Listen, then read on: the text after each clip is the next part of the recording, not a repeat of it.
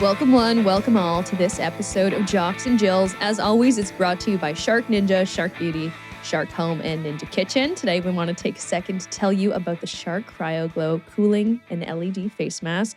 It's the only med spa-inspired mask to combine clinically tested IQ LED technology and Insta-Chill cold technology for results starting with the touch of a button. I really like the term Insta-Chill. It's kind of like the mode I get into after work, and it's the mode I get into as soon as I throw on my Cryo Glow and I get relaxing on the couch in the evenings. Yeah, I relate it more to like instantly those little cooling pads are just like on, chilling. Yeah. You're like, whoa. I'm an eye bags girl. I usually wake up with some pretty gnarly eye bags, and since starting to use the Cryo Glow, I've noticed a huge difference.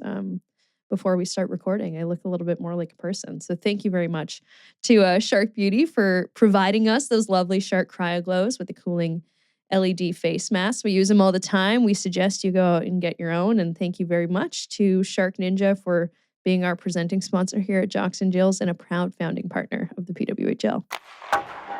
All right, let's get into it. Episode 7, Tessa. We're kind of rolling now. Cruising. We're warmed up. Yeah, right? I think that we're getting warm. Preseason's coming to an end for us. Yeah, that's what it feels like. Players officially at camp. Rivalry series, our international players, officially at camp. So we're rolling. I love seeing all the TikToks and videos of all the players in their home markets and stuff. Side note, we'll get into it after, but first photos of Abby Rock and Montreal Victoire stuff starting to leak its way out. Very disturbing, but very intriguing. I literally gave it yeah. Okay, I do. Yeah, I can see this now.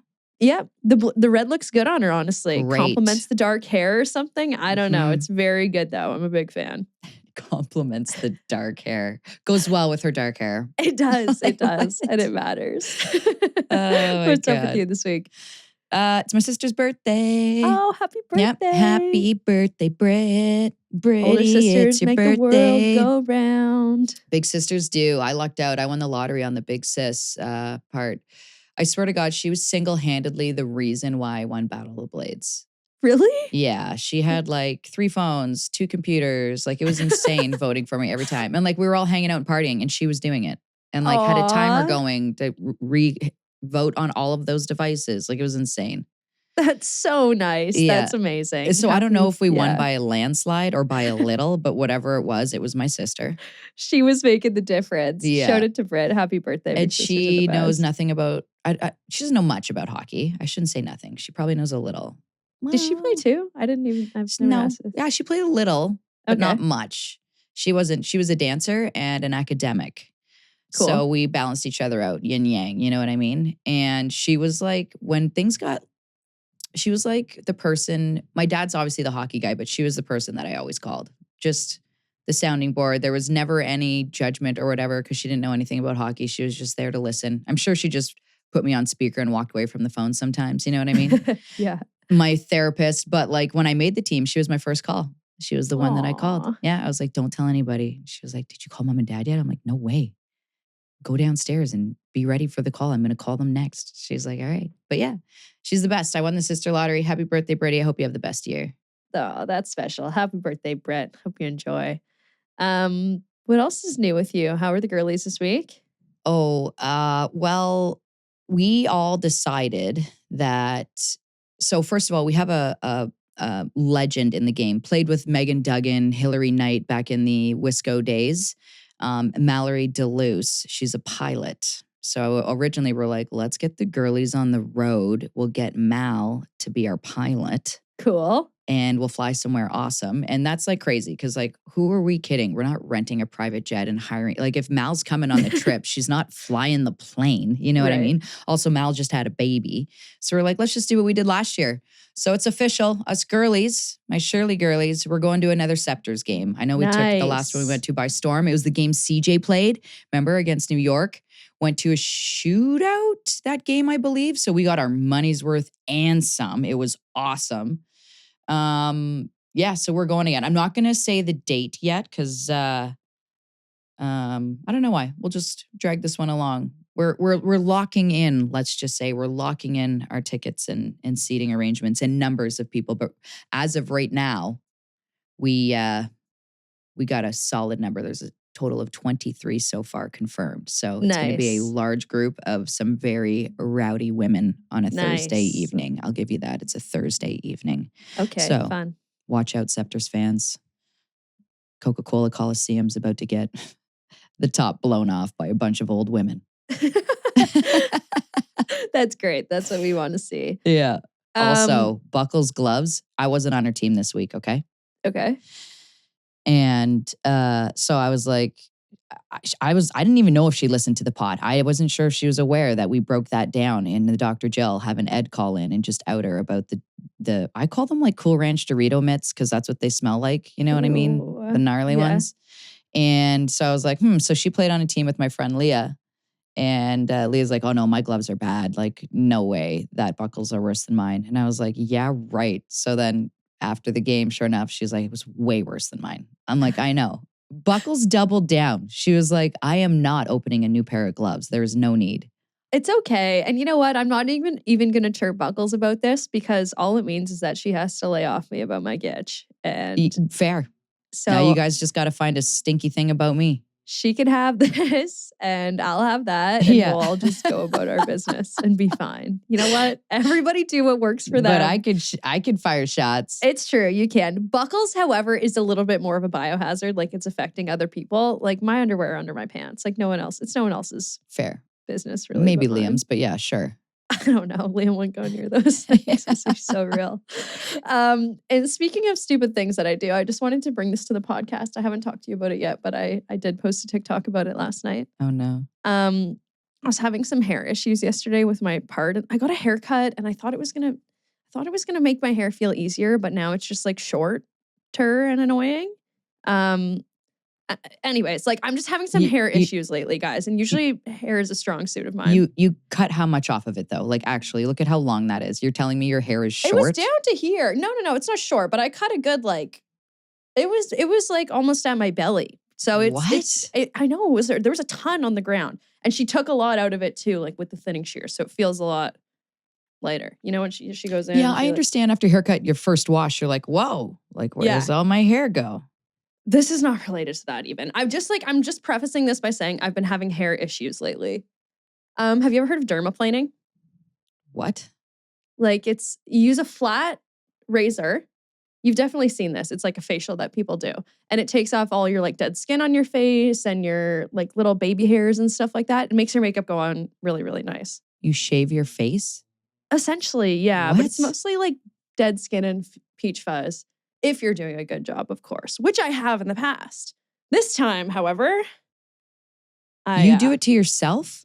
Yeah, I have a bunch at home and like, but I get a bunch of dead skin on my face. I find it dries it out. You're way too blown away by this. I see it like 6 times a day on TikTok. Okay. But I don't usually see people mess it up and not wear their hair back while they're doing it. Because on this side, I have like some long wispy hairs that go in front of my ears. Oh no. And I nicked them. And now it looks like I have a sign burn on one side. If you are watching on YouTube or on Spotify, I accidentally gave myself one sideburn. I am accepting prayers, thoughts. Just put one extension on your little burn. I don't know what to do. Am I getting laser hair removal? Like I wear my hair. Can you give it like the little? It's not quite long enough to tuck. That's what I'm like, okay, I just got to wait a few weeks because this is the piece of hair. Like it's supposed to be like this. Yeah. And then I just accidentally caught it. And I'm like, oh, as soon as it happened, I was like, oh, what do I do? While you were shaving your face. Do I go deeper? Do I just stop? I just stopped. I put it down. I was like, oh my God, Liam, no. This happened when Liam wasn't home, obviously, because whenever he's not home, I start doing stupid stuff around the house. And I'm like, just tinkering. The best part is like you cut yourself sideburns while shaving your face. Yeah, I did. That's hilarious. I did. And usually it usually makes my skin look so nice, gets all the dead skin off. Like now it's your usually skin's such all a great stressed play. because you got burns.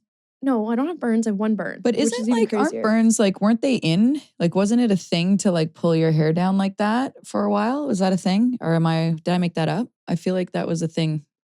I don't know. I think that you made that up. I have no idea. Made that up. It might look cuter on someone else that's not me, but like I like to wear my hair in a pony sometimes, and I've been like so insecure to do it because I have this little lad sideburn. Hair down for the entire part of winter because we got to name that thing. It's kind of cute though, honestly. He Like needs a it's name. growing on me a bit. I don't know, Tessa, what I'm gonna do. If it's lasered off, like I'll tell you guys about it. I'll keep you all in the loop about what's going on with my singular sideburn because I don't know, like I'm kind of growing a bit attached to it at the same time. I don't know. It's kind of cute.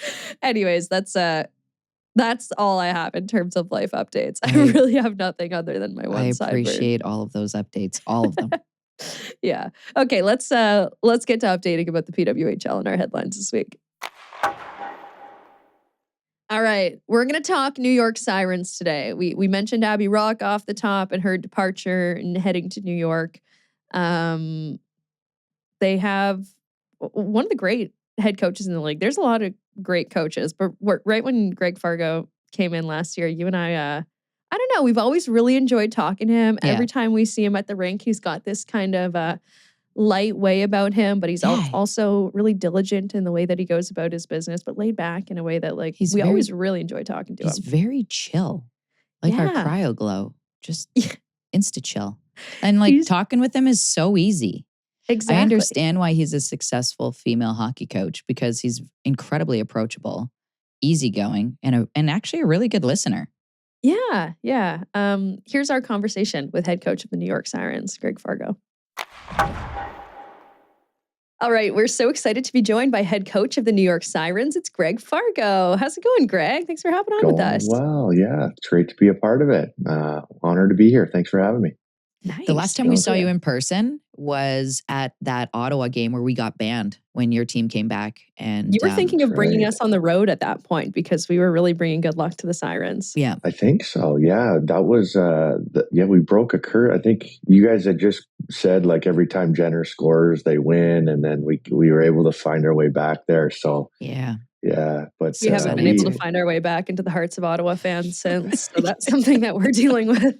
Sorry about that, but we needed that one. I think a little bit more than maybe they did at the time. So yeah. Good to get I actually think that loss helped them make it to the Walter Cup finals. I'm not going to lie. So you guys got an assist on that one. And Julie and I are still open on being like Sirens roadies if you need a couple roadies. You're welcome anytime. Sweet. Anytime. Would love to have you back for sure. So talk to us. How's the off season been? Oh, it's been great.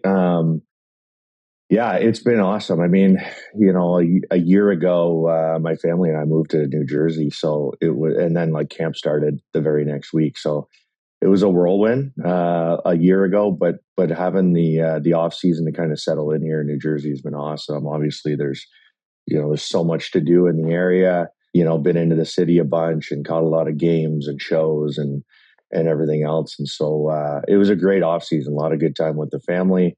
And also just getting geared up and ready to go for a new season with a new team. So excited about it. I heard there's good surfing out in Jersey. Like, have you done? Because there's like surf classes and stuff you can do there. Have you indulged in any surfing activity? No, we did get to the shore. I only got down on the shore once. Quite an experience. But a lot of good beach time that day. A lot of good people watching, as you can imagine, and the ocean's great. But I didn't get on a board. No, I didn't get there yet. Yeah. I'd imagine it was hard to think about anything than other than hockey this summer with how great you guys did at the draft, how many new players you got coming in the fold.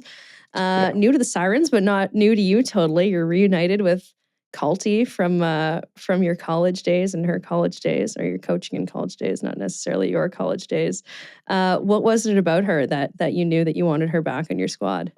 Yeah, really excited to be coaching Culty again. Obviously, we go back to 4 years together at Colgate, and I think for us when we're looking at the pool of options, I mean, to be able to add someone that can make an immediate impact like Culty can, just her size, her strength, her physicality, and her ability to score, we think is going to translate really well to the league, and obviously with some, fill some of the holes that we lost during expansion. I think, we're going to look to her right away to be able to contribute offensively and kind of add, a little bit of edge to our lineup too. So, I think, when we look at all the different factors, and there were some great options for us, but we just felt like Culty was kind of really the best one to be able to hit the ground running, coming into the league.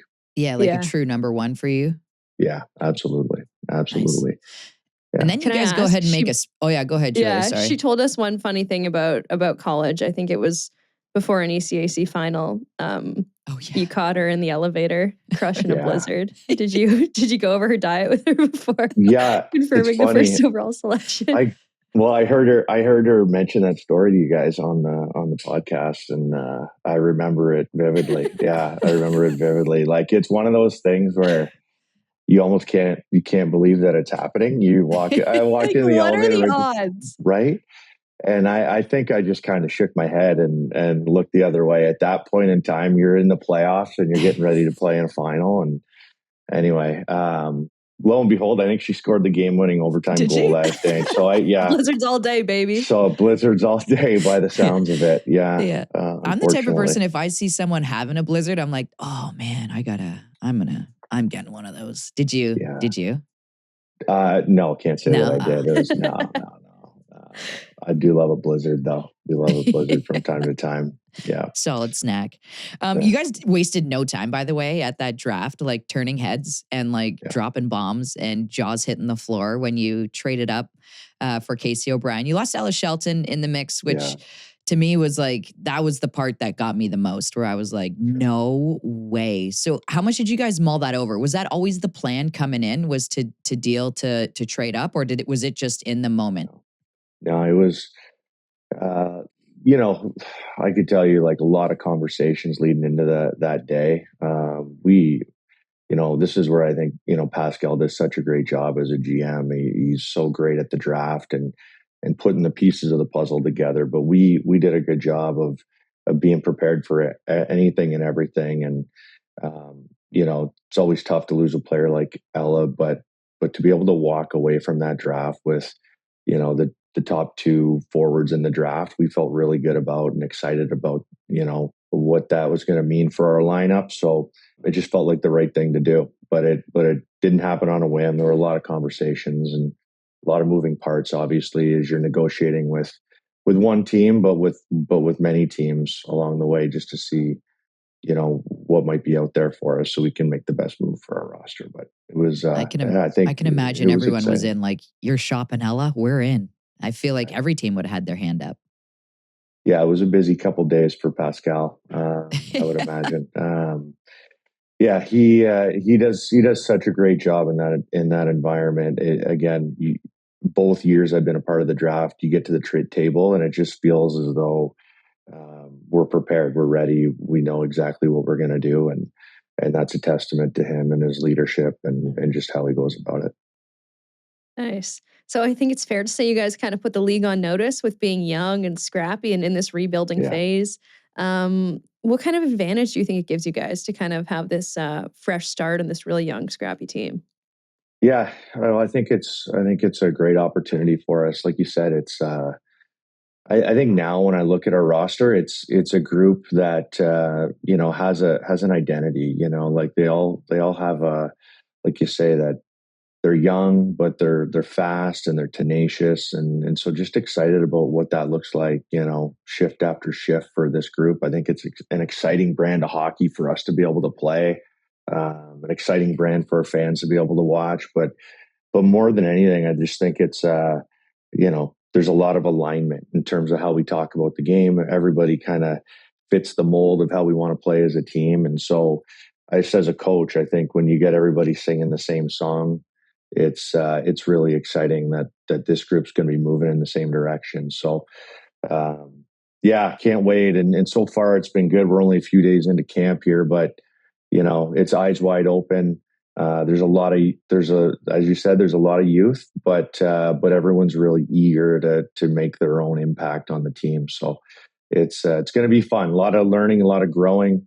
But the great thing about it is we've got some great leadership in our room too. I mean, it doesn't get much better than having Micah Zandyhart and she's got a lot of great vets around her that are help lead this young group.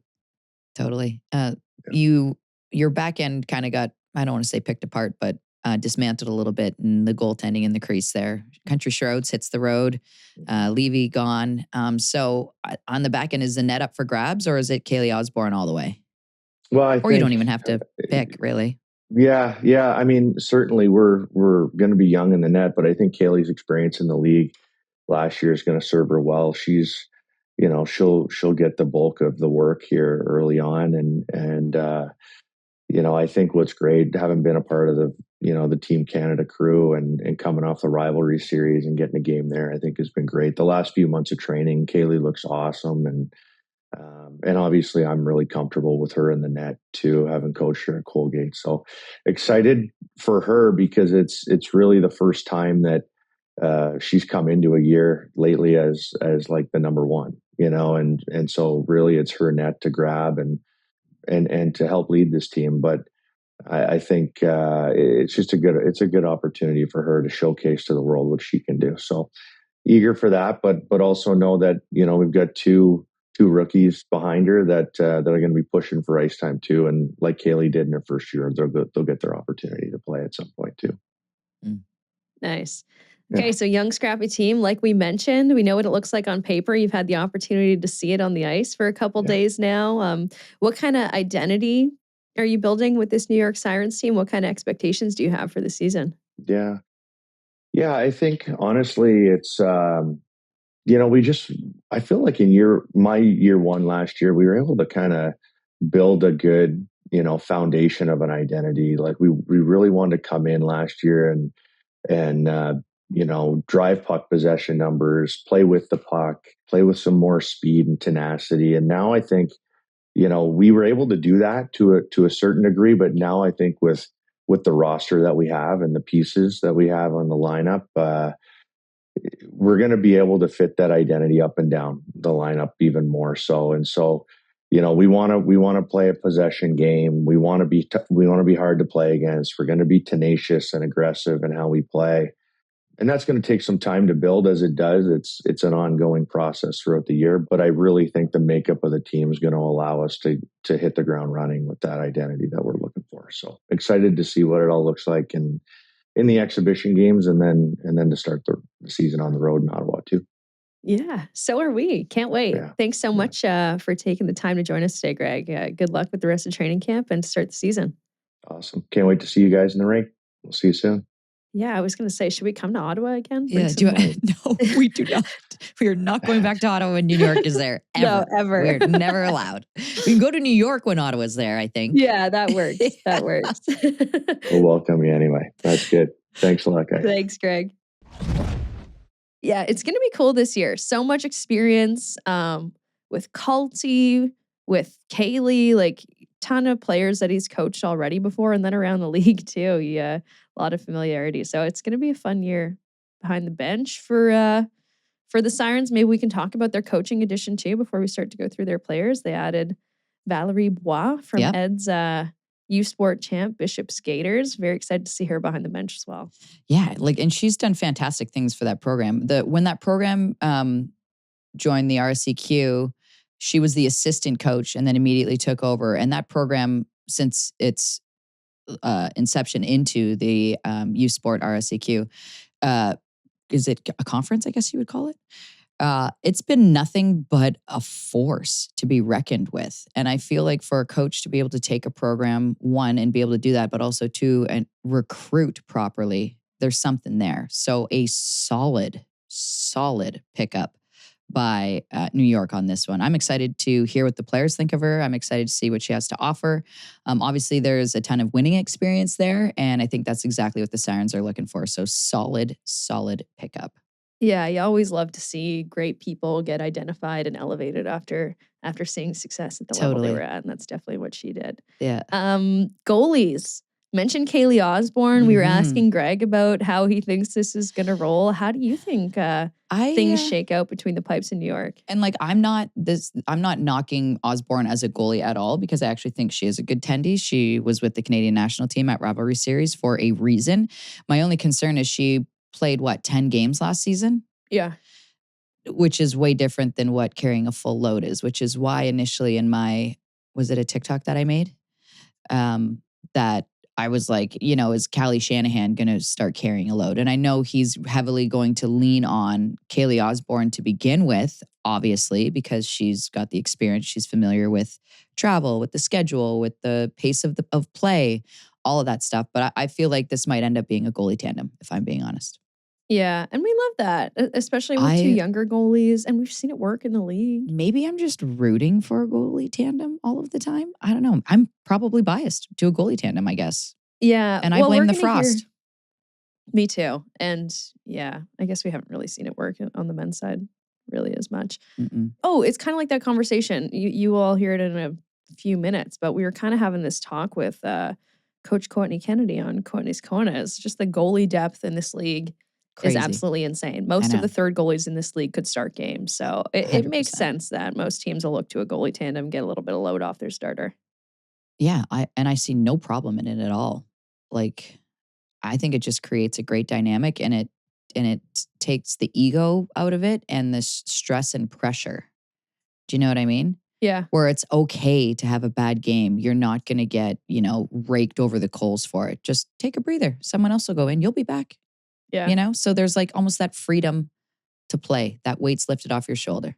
Yeah, that's how I always felt about it and feel about it in Minnesota. It's okay if one of them has an off game because they know they're not banned from the net forever. They're allowed to make a mistake and have their tandem partner go in and save the day, and then they'll have the opportunity to do the same thing a little bit down the line. Job's still here at the end of the day. You're good. We love you. That kind of thing. Like, you're still a good goalie. And I think that's goalies rarely get that leeway. You know what I mean? Yeah, absolutely. Anything else on goalies? You want to move to D? Let's move to the defenders. Okay. We mentioned that their blue line got kind of decimated during expansion and then the draft when they trade Ella Shelton to Toronto. That knocked me on the floor. But I know. We were all screaming. That photo of me, you, and Buckles from right after we all found out. Who took that? It was selfie, actually. I think I was like, yeah, we were all freaking out. Then I was like, guys, get in. Then we do take a selfie. But I like their blue line still. I love that they added Jinsey Rose. Like, this feels solid to me, and it feels like something the younger players up front could defend or depend upon with what's going on behind them. You nailed it, Julia. Yeah. Proper. This is just a solid defender base, period. 1 to 6. Great. I mean, you got Zandy Hart leading the way back there, both figuratively and literally. You got Bourbonnais there, who's awesome. You got Reese, who's there, who is also steady Eddie. Okay, then you got Allie Simpson and Nyland Person. So to me, 1 through 6, you can literally Yahtzee those out however you want to pair them up. Okay, and you're okay. You're comfortable. It's not the flashiest group of defenders by any means. This isn't a Thompson, Jakes, Channel Watkins type thing, and it doesn't need to be. This just needs to be, hey, if something goes awry, we got you back here. Yeah. And that's exactly what it is. Then you want to add Dale Ross to the group, who this kid is basically a shot blocking machine, a goaltender's dream. Coaches also love this, but you know what happens when one good shot blocker joins a D-Corps? 2 or 3 more of them become fantastic shot blockers. It's contagious. It is contagious. The magnetism of attracting rubber just spreads. It's crazy. I had a D partner, Lisa Chesson, who was the best at blocking shots. And I don't know if it was just playing with her and absorbing visually, subconsciously what she was doing. I all of a sudden started blocking mad shots. And I was like, this is actually easier than I thought.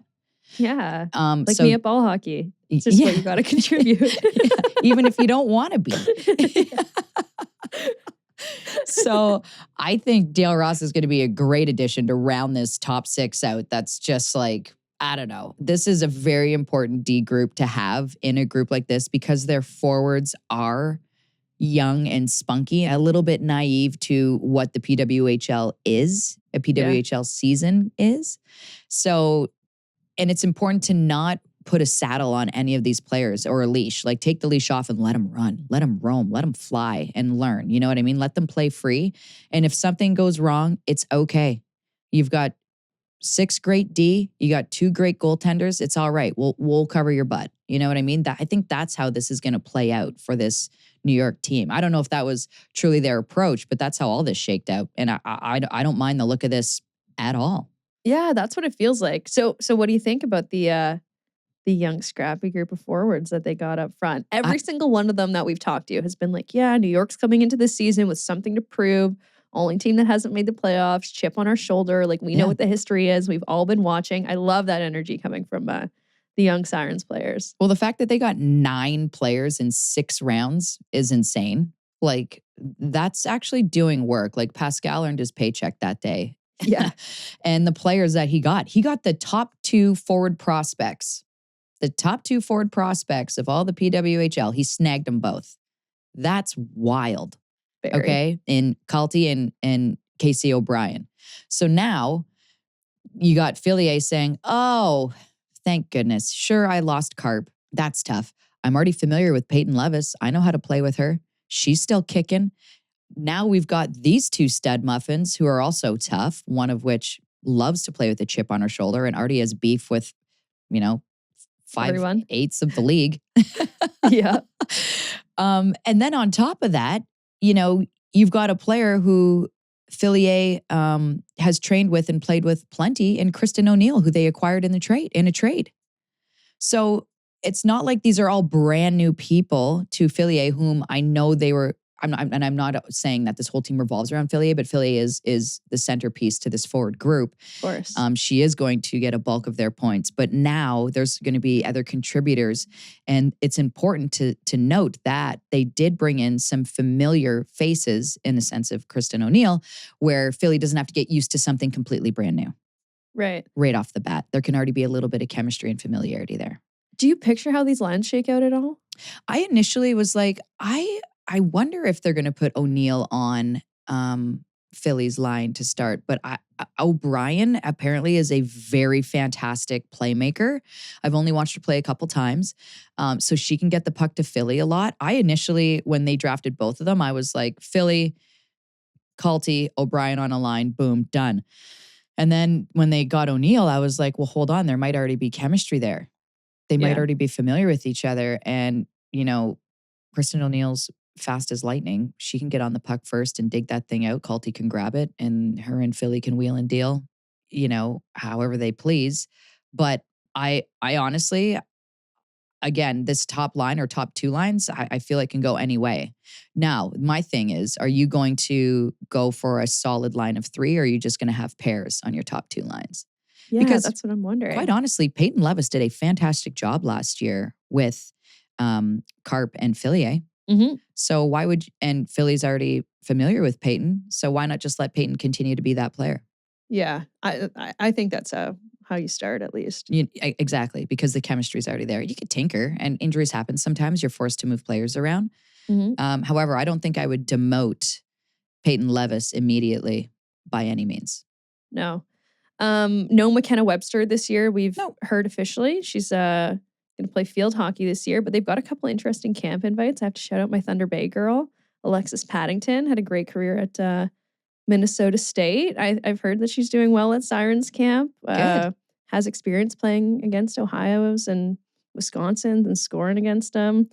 I've never watched her, but I've heard like really good 2-way center and physical and provides offense. Wouldn't be surprised to see her get a sniff. And how many times in the first 2 years of this, league have we heard players go undrafted and get invited to camp, and now they're staples and mainstays? Yeah, so a couple interesting ones. Yeah, exactly. You know what I mean? Like, these are players that, can make a difference. And sometimes maybe if you're given a chance, they just run with it.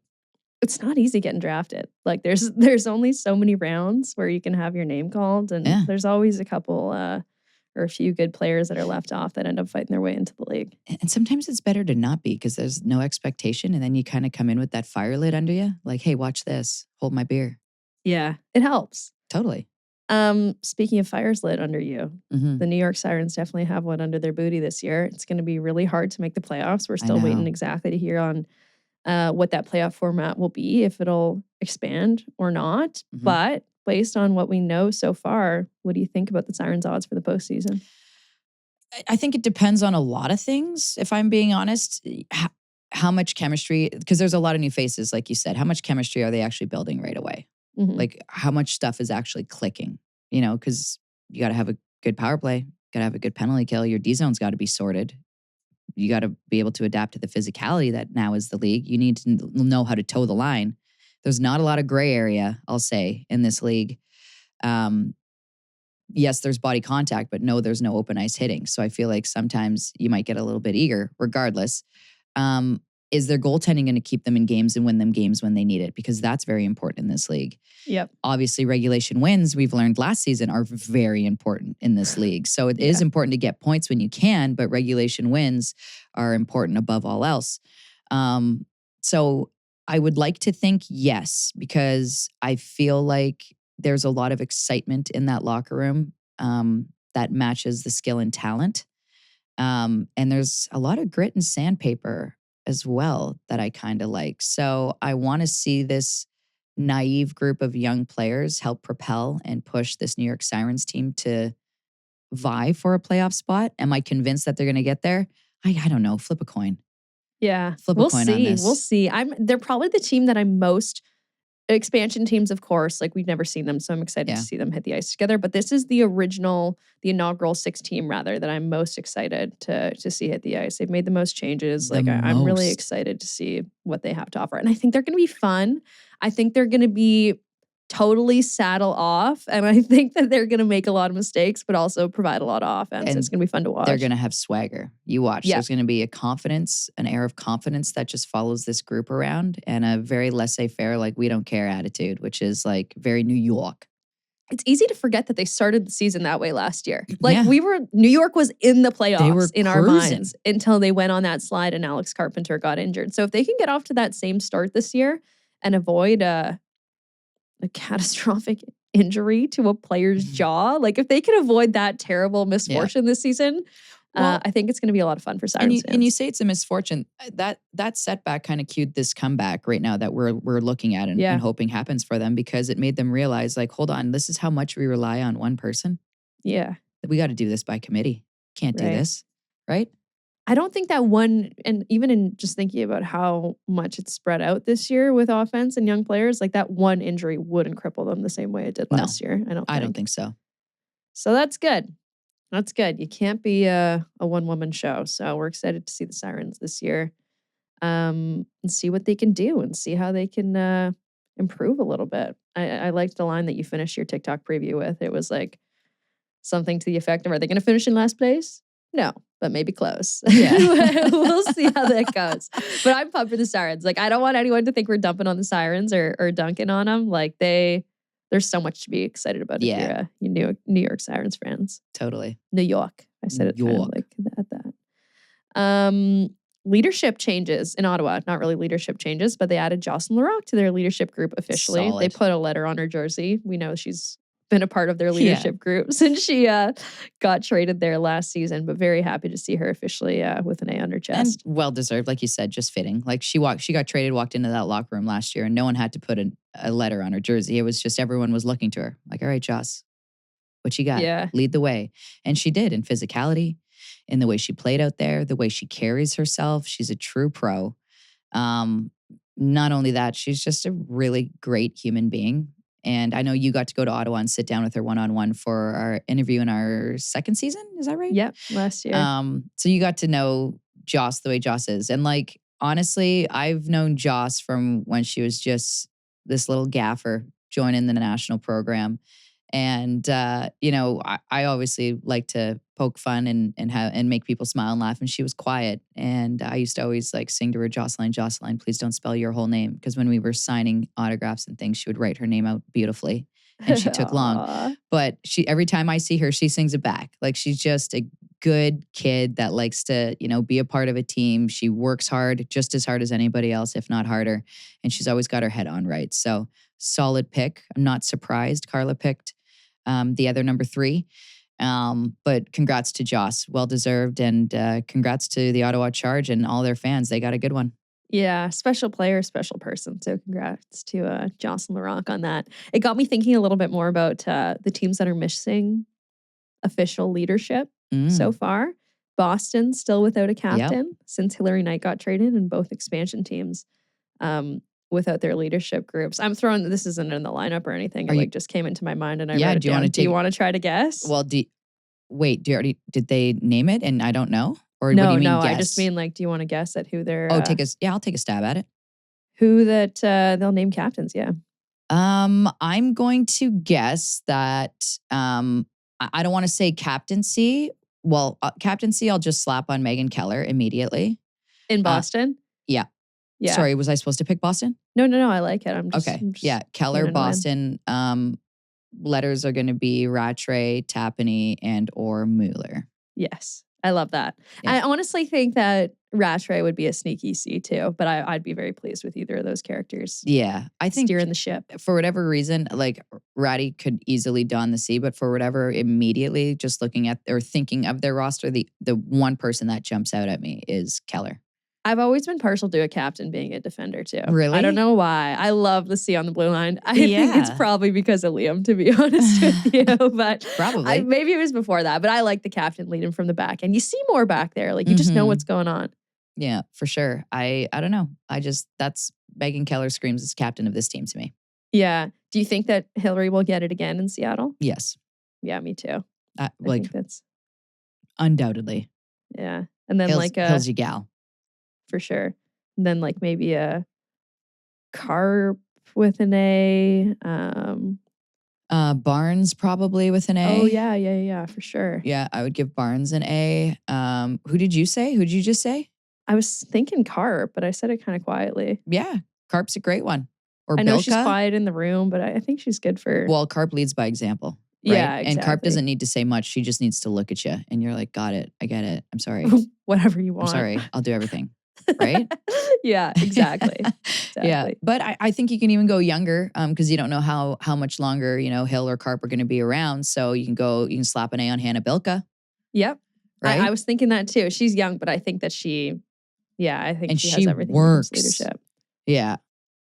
I don't know. I like that group. I like the look of that group. And then Vancouver's interesting to me. Me too. I'm really interested to see who gets it I've in been head Vancouver. scratching. Yeah. And like, I know, so there's this thing with captaincy where I feel like people always go like more on popularity than like on who's actually the leader. Do you know what I mean? Like your best player doesn't always have to be your captain kind of thing. Yeah. That makes sense. Yeah, I've always thought that. Even I felt on the men's side for a long time. They're getting away from it a little bit now, but I hate when the captain's just like the most skilled player on the team. Like Yeah. not everyone could be the most skilled player on the team. Like I think a captain has to be someone that leads by example and someone that's a little bit like accessible. People could see themselves in and people Yeah. can relate to. And yeah, it doesn't always have to be the most skilled or fan favorite player. No, and I feel like sometimes in your locker room, if you don't have a true leader, like a true captain, like one person that drives the ship, I think it's important to have a group of 3 that possess all the characteristics that make up what would be the perfect captain. Yeah. Do you know what I mean? Yeah. So what would that combo look like in Vancouver? So I relate this to like back when Cassie Campbell was our captain, and obviously one of the best leaders in the game to have ever donned a hockey jersey of any kind. Yeah. But Cass was always the one that was holding people accountable, right? Cass wasn't our star player by any means, but she was very knowledgeable of the game. She was passionate. She worked hard. She tried to perfect her craft. She was out for the betterment of the team. She would always take coaches' meetings when we had stuff that we wanted to complain about. She'd go to bat for us. But then we had Wick, who was in the locker room, who wasn't a talker. She was the one that was leading the charge on the ice, in the gym, setting the precedent, raising the bar that we were all trying to run and catch up to. And then you had Vicky Sanahara, who was the person that, maybe when things got a little bit, too serious or whatever, she was the one that kind of cracked the ice and was just like, hey, we're playing hockey kind of thing. Do you know what I mean? So the 3 Yeah. of them really were a perfect mix. And not to say that Vicky took the seriousness out of it, but she just kind of shifted your perspective in a Yeah. sense. And like, You come need on, that. guys. Like, yeah, the happy rally. You know what I You mean? need that. You need Totally. those 3 characters. Absolutely. And for sure. they worked off of each other so great. And it was awesome. And I remember thinking like, this is like a really good leadership group. And not to say that they were all best pals and they communicated all the time on how they were going to work things. They didn't. It was just, they knew their moments when their moments were there and they took them. They didn't try to oversay too much. They didn't try to overstep. It was just whenever something needed to be said or done, or Wick realized, maybe we weren't working hard enough in the gym, she'd throw an extra plate on her thing and we'd all be like, holy smokes, okay, let's saddle up. Yeah. So that's where I think with this group, I think that's where you're going. Do you have to give a C? I don't know. I'm Can you interested to see give what 4 happens. A's? I'm looking at Carvinen. I'm looking at Claire Thompson. I'm looking at Ashton Bell. Yep. Dude, I'm looking at Emirates Mashmeyer too. I know Mash that could I love a easily goalie wear letter. Weddick, And I think 100%. that Mashmeyer is like such a good leader. And I think she Yep. brings such good energy to the locker room. I know people want Jen Gardner to get a letter, which I think in due time she will, just hometown girl and whatever. I just feel like, I don't know. I haven't played with her. I don't know how she is in the room. I would also even give Kava a letter, if I'm being honest. I didn't want to be biased, but I wanted to say that too. Yeah, why not? Absolutely. Yeah. And I feel like she's a quiet leader as well, Kava. It's like, I don't need to talk lots. Just watch what I do and do that. Yeah. That's the vibes that Kava gives me. And she's a cool kid. So I feel like she's pretty easygoing and relatable as well for everybody in this locker room. I don't know. Yeah, Mash. Slap a C on Mash. I love it. I love a goalie letter. I'm honestly obsessed with it. Abby Levy wore the C, didn't she, in college, or maybe an A? I don't know. Anytime I see a goalie letter, I'm a happy gal. Congratulations, Jocelyn LeGrock, again on getting the A. Thank you for leading us on that little rabbit hole that we didn't have lit at all. Wasn't even in our lineup. We just started chatting. Just started yapping. Hope we weren't talking out of our butts. Courtney's Cornah, our favorite new Friday segment. You guys have been loving this one. We have also been loving it. Here's our chat this week with the one and only Coach Courtney Kennedy. Okay, it's time for everybody's favorite Friday segment, Courtney's Cornah with Courtney Kennedy. How's it going, Coach? I feel like my accent's improving. Fantastic. Well, if you work at it and you put I don't know, there's a certain amount of hours you put in to become like an expert. Yeah. Yeah, with different accents. So I think just even 30 minutes 3 times a week. There was a time in university when my friends and I would go to the bar, we'd always just pretend to have British accents. But does it sound like every other accent you do? What do you mean by that? I have a friend, specifically one, who whatever accent you ask her to do, it's the same one. And you're always like, oh, I know somebody like that. You know what I mean? That's It's like a bunch hilarious. of different types of accents mashed into one. And you're like, kinda. There's a part of that that's right for what we're trying to get here. But that's not it. I don't know. Nope. The only accents I really dip into is like a Western accent or a British accent. I feel like if you start mixing those two together, it would be wild. Yeah. I don't know though. Maybe I do. Courtney, do you say idea? I had a coach who was... That's happened, yes. Yeah. There's certain words, like idea is a good one where you'd say idea. Yeah. Where's the R come from? I don't know, because it's so bizarre that we leave it out of so many words, but then we throw it in. I know. When it ends in a vowel A. You're like, oh, I don't know what happens. I don't. But it does. There's 2 words. There's another word too I do it with. An R. Yep. An added R. Yeah, idea. Speaking of Massachusetts, we got an update with Instagram DMs about the Sky Ponders. Marianne sent us a DM and said, in case no one explained it, that's the high school name for athletes from Arlington, Massachusetts. Hey to Courtney from a former Wakefield neighbor. So that was the Sky Ponders reference that we threw at you last week. Yeah, like Spy Ponders. Spy, right? Yeah. Yeah, totally. That is Arlington. Okay. Arlington. So that person knows me, you're saying? Yeah, your that neighbor? person just knows of you. A legend. I don't know if she's actually your neighbor. It was just saying that she's also from Wakefield. Yeah. Well, I'm from Woburn, so it's even getting weirder. Oh, sorry. Yeah. But hey, it's a W. It's a W in Massachusetts, so we'll go. We're actually oddly, we're close enough, but okay. Yeah. Oh yeah, so maybe that's what she's saying, your neighbor, your Woburn neighbor. Yeah, we would be neighbors. Yeah, okay. Spy Pond is everyone. That's Arlington all day. I have family from there. A lot of great hockey, small hockey youth communities all around here. Nice. Cool. Okay, and you end up knowing people from it, growing up. You're and being when I grew up, I was the only girl. That's not fair to say, but one of the only girls playing in the Middlesex League. So there's people you'll bump into, and they'll be like, "Oh yeah, I actually remember you playing. You were the girl on Woburn." No way. That's yeah. No name, totally. Just the girl that played on the girl Woburn. on Woburn. Yeah, the ponytail. Everybody totally always remembers different. the ponytail. Well, you try to hide it because you didn't want to get killed. Target on your back. Especially as you went into Pee Wees. Yes, checking was introduced, and as a defenseman, I'm like, I don't want to be retrieving a puck and just getting put through the wall. So that's when you're like, you tuck your hair in and you just try to fit in. Yeah. Yeah. I think Megan Augusta back in the day used to like have braids and then fold them up into her helmet. Whoa. Yeah, That's That makes innovative. sense. Right? Yeah. She was fast. Dude, she's still fast. It's She was crazy. fast. Can I tell you something? We used to in the off season, like after, season was over, whatever, in the summer, we'd go for like a month and a half of just like not eating healthy, just partying, having fun. And it'd be like, okay, like now we got to get in shape, like time to hit the gym. And she'd be like, yeah, I know I'm so out of shape. Kid still got a 6-pack, never did a crunch in her life. It's like, didn't do ab work, just thought about doing abs and popped a 6-pack. Like what? Yeah, she's just like naturally good. One of those talented. freaks. Yeah. Yeah, she could skate. Yeah. Court, what do you think of the rivalry series this past weekend? What popped off to you other than the entire United States team? And also your Hillary Knight prediction about her getting better. Like she looked awesome this past weekend. You Hattie in that second game. She's just good. Like she's just good around the net. Really hard to cover. Even if you were on her. Like you could be on her.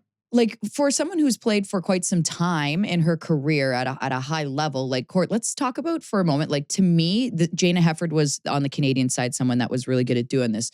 The way they evolve and adapt their game, but like it's not like they're getting better at everything. They pick one specific thing that is great to them and they get really good at it that year, and it makes them stand out. Like for Heffy, it was her backhand, driving wide and like going bar down backhand, like Sidney Crosby style. Her driving wide, like as a D. That was the first person that I realized my gap and reading it correctly, especially as like a weak side D. So like Angela Gero, like I was D partners with her a decent amount. So she's offensive and up there. Being able to read, knowing if Jana starts going, I'm already late. You know what I mean? Yeah. And so her speed was very intimidating. Yeah. And so like your first 3 steps, from a standstill were make or break if she's going to get an opportunity on a breakaway or not.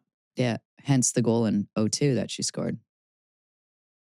And the crazy thing about Heffy was it was deceptive speed. Like the speed of her stride never changed. It was always consistent, but how fast and slow she was going did.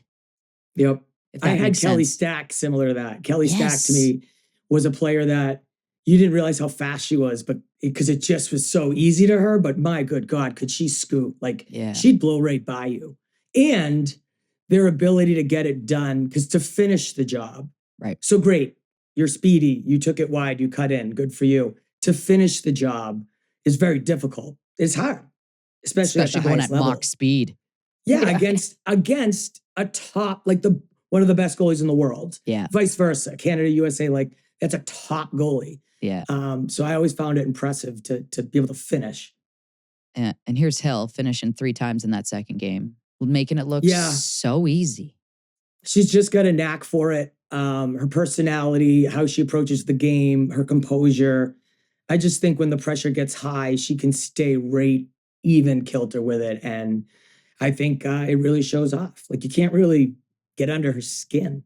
She's going to stand in front of that net. Go ahead, push her. Like she's not going to move. And the other thing that's impressive to me is like, as someone who played against her and also stopped playing against her and was watching, it blows my mind how she is really good at being wide open.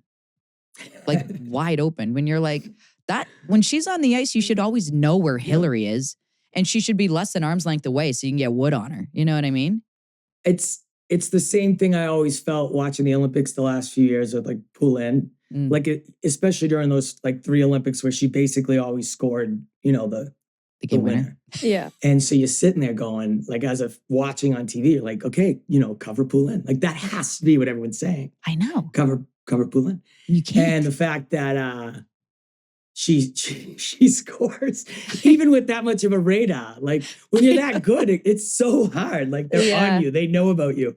But to still deliver, I'm always like, I think it's such a special talent to have. Like in the NCAA, when you're the best team, you get everyone's best game. So it's hard to hide. So you're always like, you're going into the building, everyone's like, this is it. We're going to beat them. It's the Stanley Cup final, Walter Cup final, excuse me.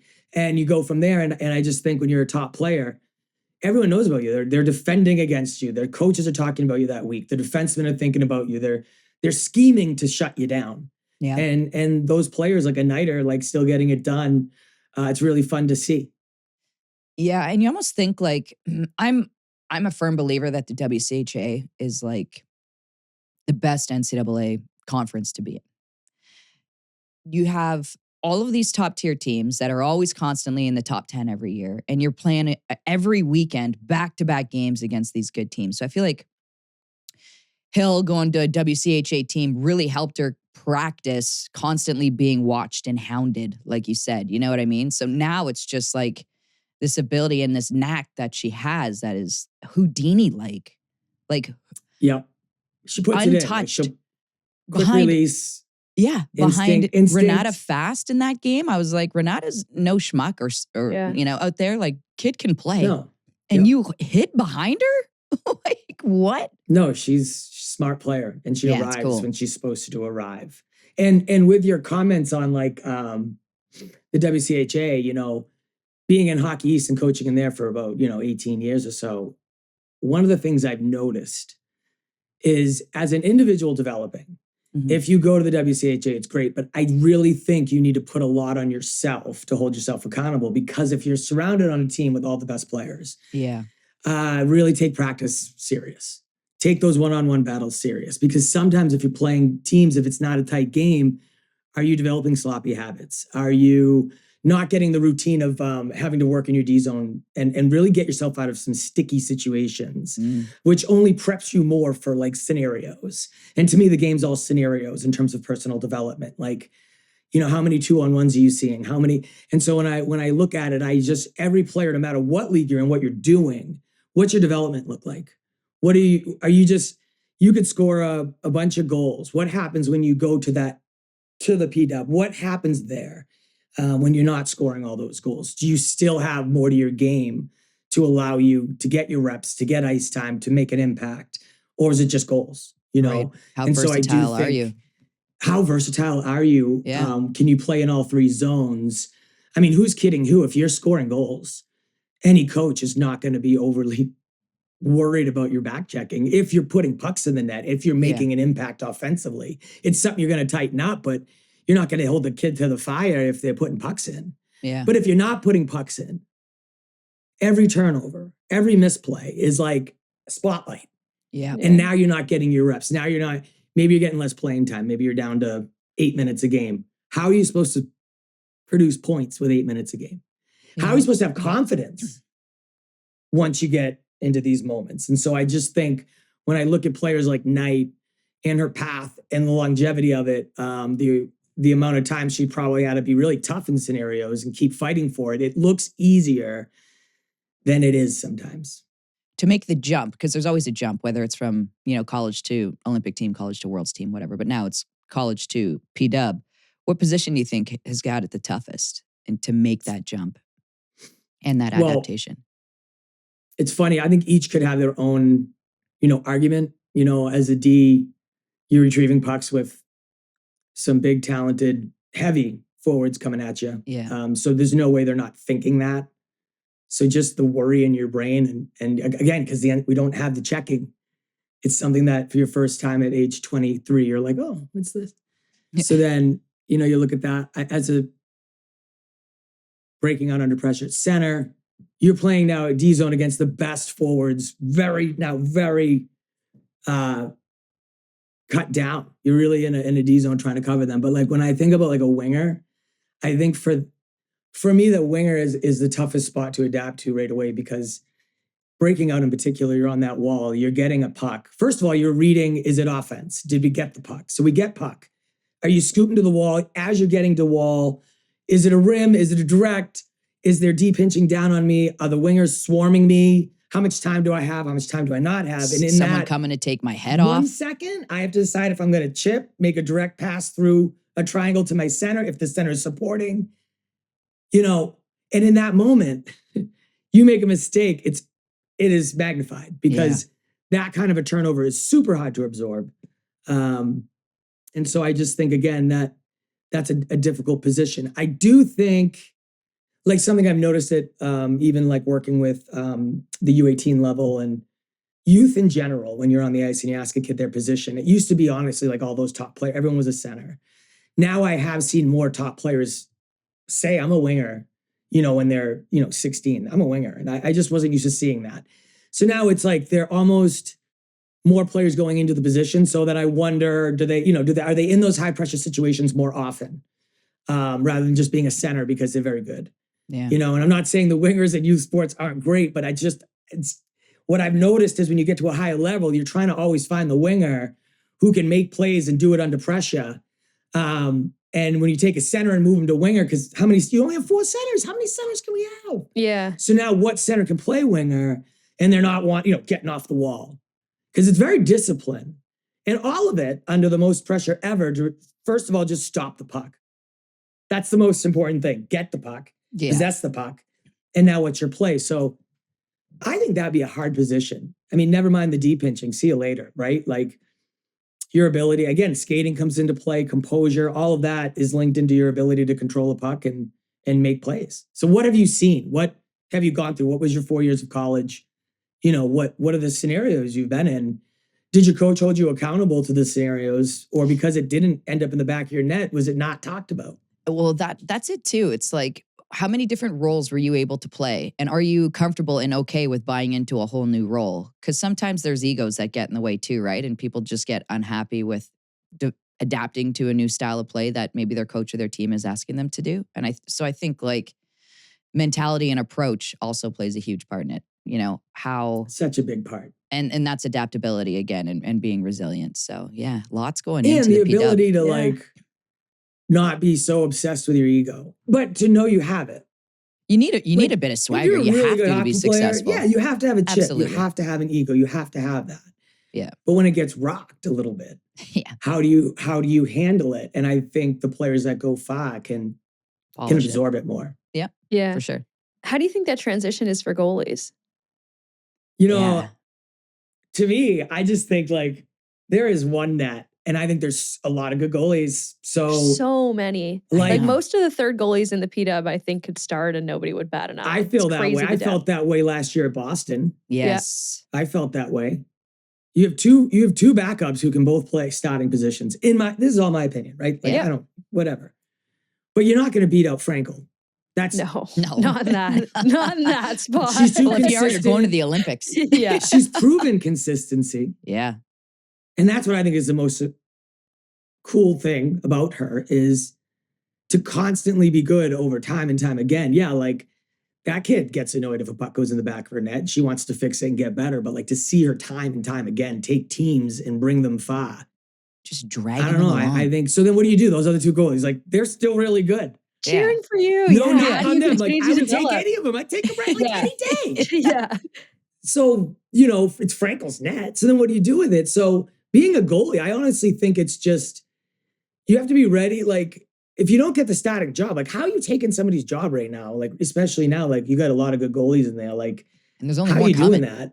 Right. And so we're going to just add it. We're adding in, and then you're going to be, what are you doing? And then that's when you're thinking about, I think, whose net could you take over? What are your reps like if you're not playing? Yeah. You better be the best Do you practice have player ice in the all the whole time? world. Are you on the ice? Do you get your shots? And then what's your attitude like? That's a hard position. You're never going to see a game. Maybe you get one because the other one needs a rest. So I think, like Julie, to your point, goalie might be the hardest one because there is the one net.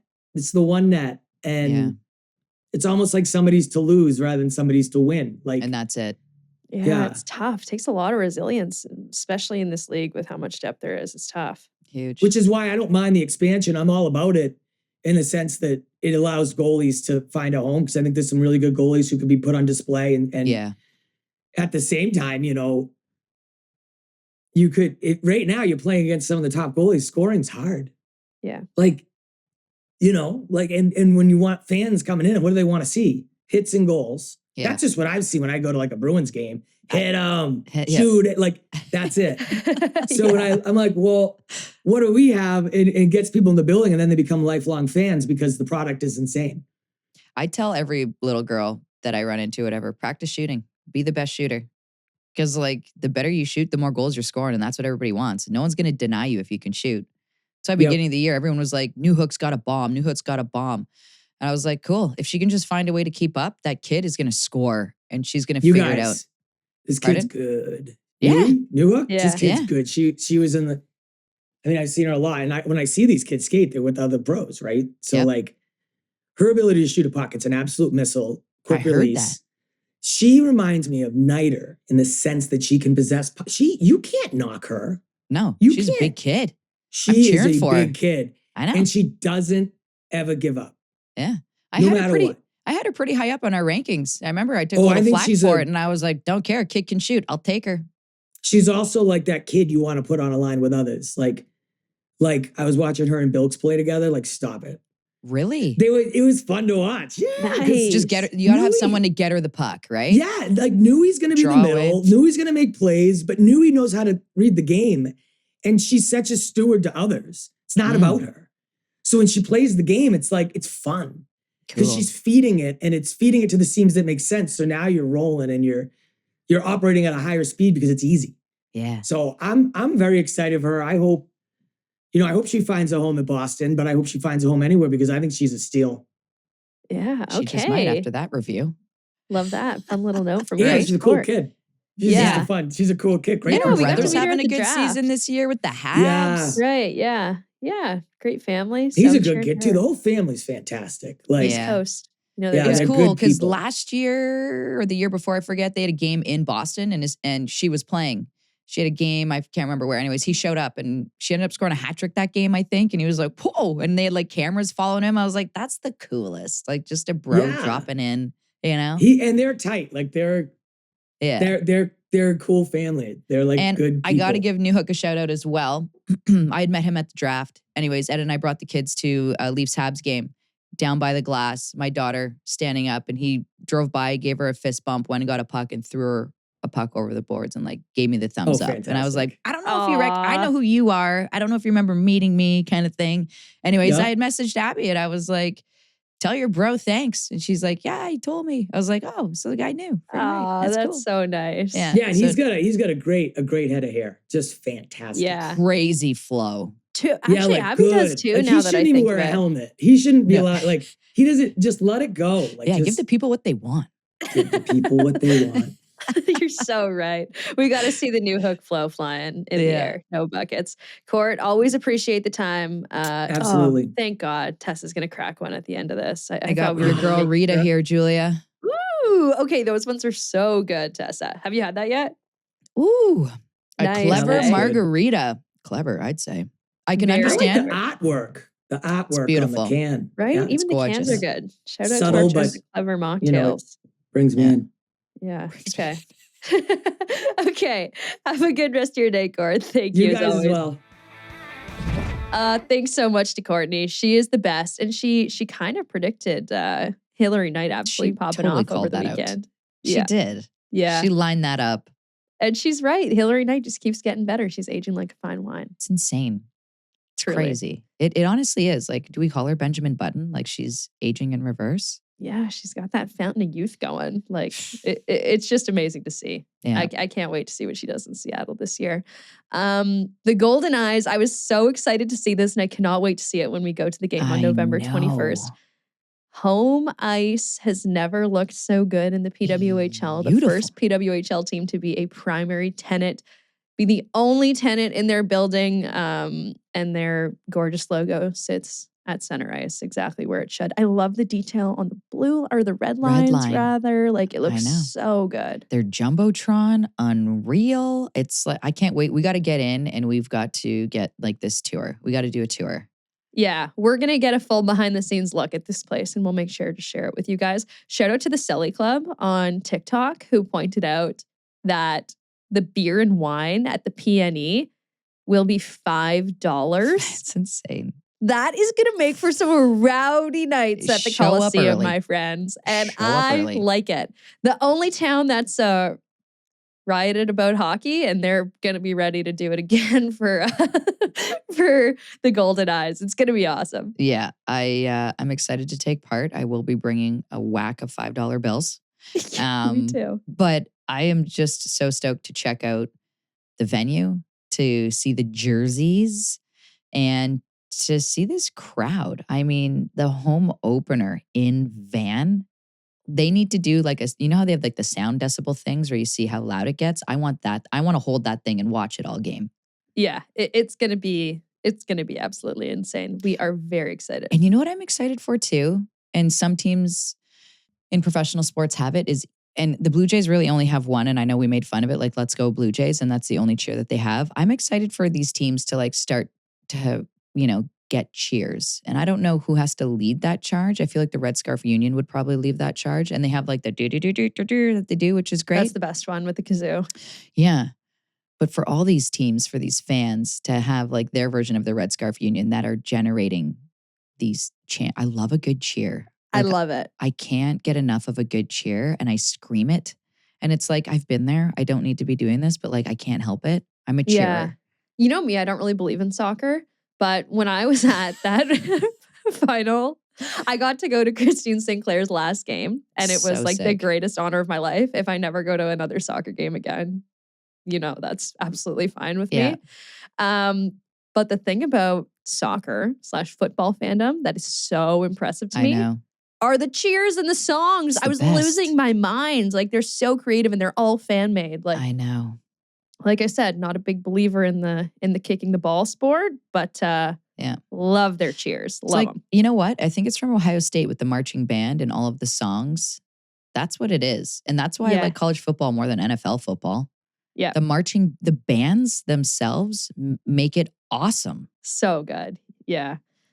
It makes you want to join a marching band. I'll tell you that. I'm going to take up the Yaz flute and probably join a band when I'm done with all this. The Yaz flute? I don't know. I played the trumpet and alto sax in high school. So maybe. You could go back to that. Yeah. Trumpet I could probably do. Yeah. Liam plays a trumpet too. Maybe you guys could like Really? get a thing going. Yeah. Okay. He was a trumpet guy in high school. Whoa, Liam. What's so funny is that he always tells me how bad he was at the trumpet. He's like, yeah, they used to take my mouthpiece away for concerts and stuff. And I'm like, that's so mean. And then recently we had dinner with his family and everyone was telling us what a protege he was. So he was totally lying. He was trying to act like he wasn't So that cool. good at it. Wasn't good. But he was sick at Meanwhile, the trumpet. he was the guy in the front row ripping solos on Probably the trumpet. with a solo. Yeah, exactly. I looked at him. I'm like, you said you were bad and that they would take your mouthpiece. He's like, yeah, that's true. I'm like, dude, you sound like you were Mozart. Mini Mozart with your trumpet. That's fabulous. We'll start the Jocks and Jills marching band at some point. We should be like going around at games and stuff. Their own little chants. Love it. Our interview this Friday is a good one, and it's brought to you by Sober Carpenter, the official non-alcoholic beer of the PWHL, brewed for those who love beer without the hangover. Tess and I got a couple behind us right now. I've been loving the non-alkies for late night hockey games, watching TV late night. It's always nice to have a drink in hand, but it's always nice to not have to think of it the next day. So totally. Thank you very much to Sober Carpenter. Our interview is with someone that we've been talking about a lot on the pod lately. We got to hang out with her at the Blue Jays World Series games. We were both like absolutely blown away by how gorgeously tall she is. I know. And like so I had jealous. I had athlete jealousy immediately. And I was like, that's not fair. Why did she get all that? Like Yeah. immediately.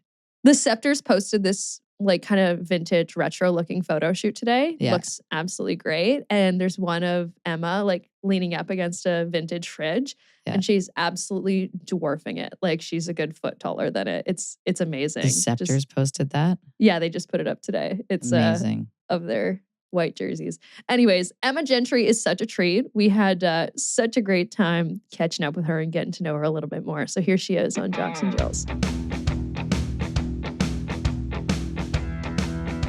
All right, here she is, the 11th overall pick from this year's PWHL draft to the Toronto Sceptres. It's Emma Gentry. Welcome to Jocks and Jills. Thanks for coming on with us today.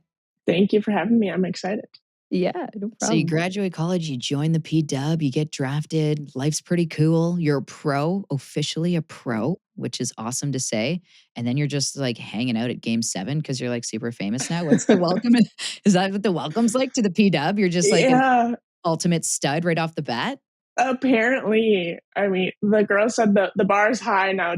Gino was talking to us at the game. So yeah, no, it's been really fun. No crowd surfing for me though. No. I mean, I would have trusted you. I would have started with you if I'm being honest. Like I was sizing you up when I was there and I was like, man, if I played against her, I would have been so mean, but so scared at the same time. I trusted Pooh with the lift. Nonetheless, it was fun. And I feel like you kind of got to know a lot of the other players too, right? Because we were hanging out with Allie and Callie.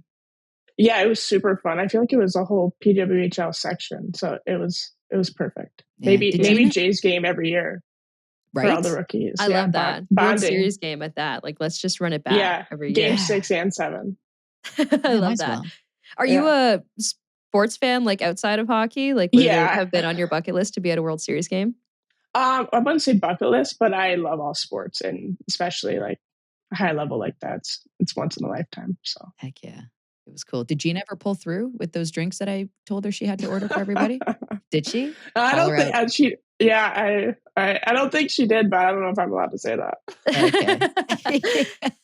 She did not. Gina, you're still on the hook. The thought was there. Maybe next year. Yeah, it's all about the thought. And who were you? Like, were you a neutral party? Because I know you're just drafted to Toronto. It was the Dodgers and the Blue Jays. Like, what are you a fan of? I was bandwagoning Jays all the way. Nice. Yeah, I'm from Michigan, like 5 hours away, so I'm pretty close. And like Michigan's basically Canada. It's not like it was a Michigan-Ohio State game. Like, right. Yeah. Right. Michigan and Minnesota, I'm like, you guys are sort of Canadian. They are. Both those states. True.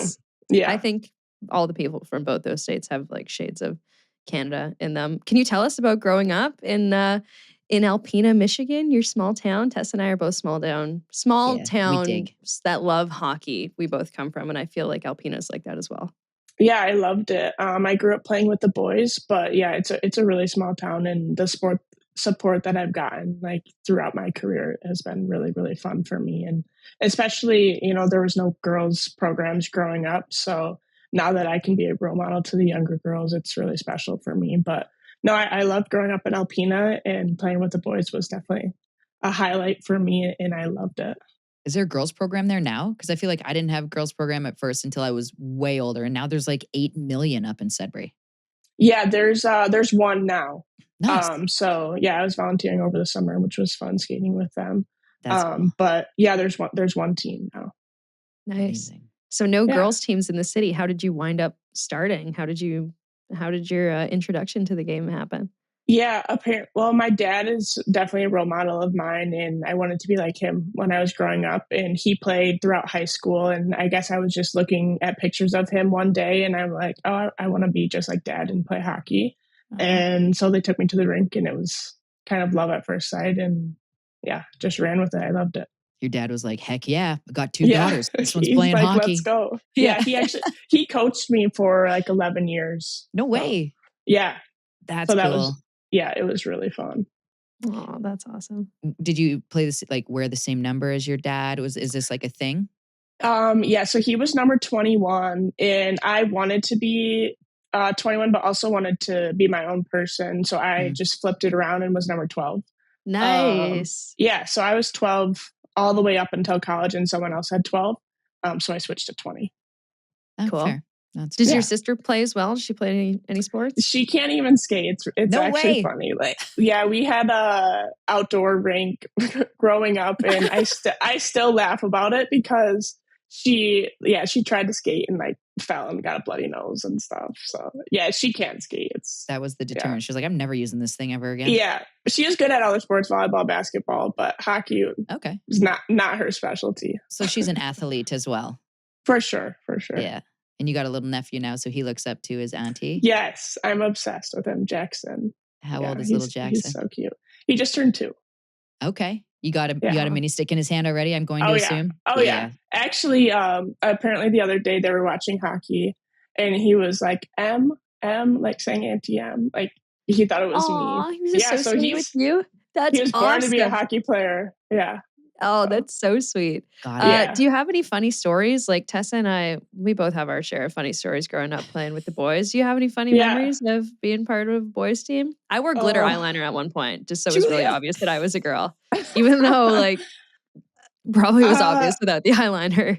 Yeah, I mean, I wouldn't say I was a glitter eyeliner girl, but But I honestly, like, I loved playing with the boys, but there was also, like, they did not like it because I was a girl. But, I And better mean, than them funny stories, probably? I guess, I would get in a lot of fights with the boys growing up. What? Yeah. On or off the ice? Like throwing down? Like, maybe Okay. throw a couple punches a game. Yeah. Yeah. Put them in their As you place. should, girl. Yeah, I Damn. did.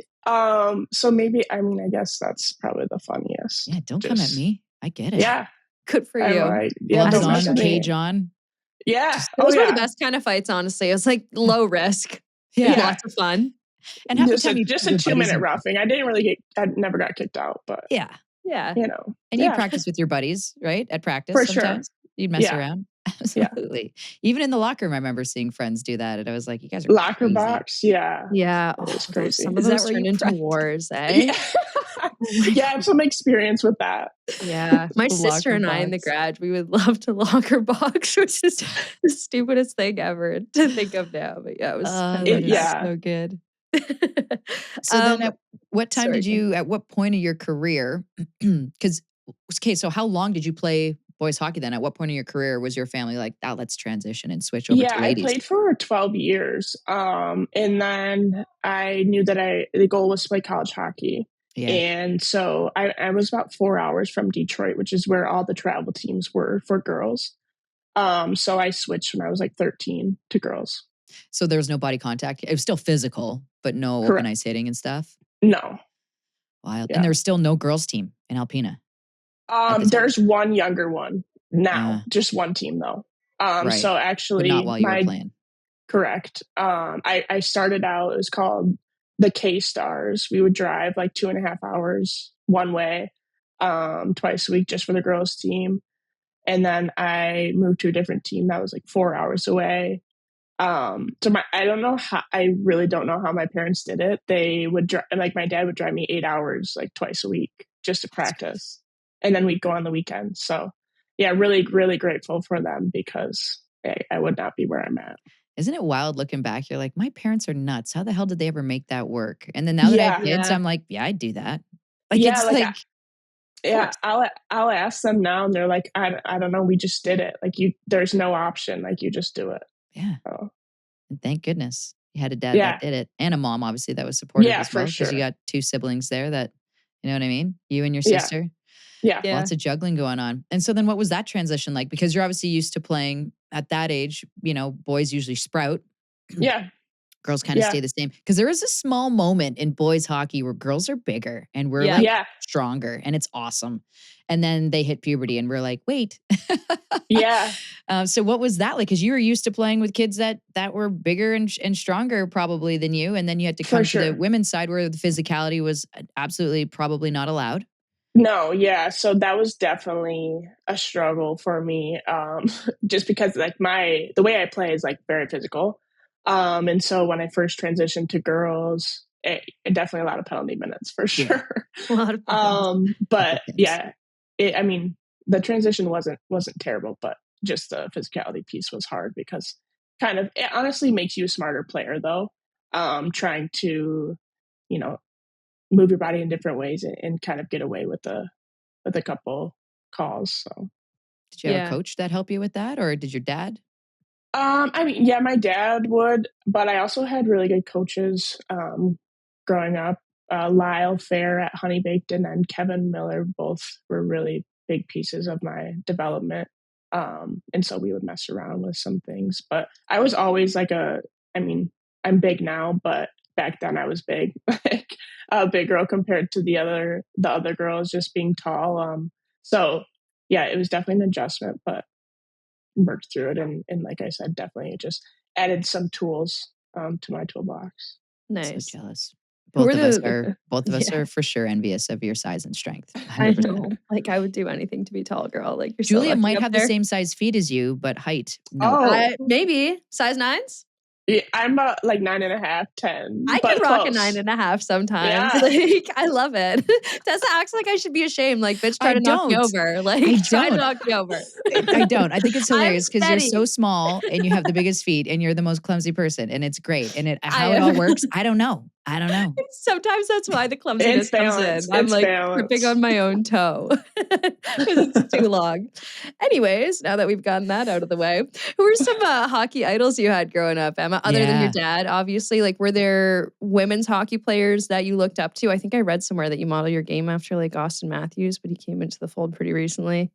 Yeah, I did look up to Austin a lot, but also being from Michigan, Pavel Datsyuk was always one of my favorite players. And then Tyler Bertuzzi throughout high school.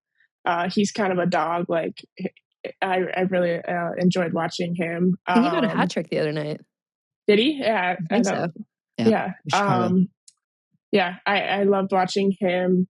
And then on the women's side, obviously like Poulin and Knight were both, big top notch. Big idols of mine. No Abby Rock, no Michigan born. Actually, yes. Really? She's from the UP, which is close to me. So she would come down and play our high school team.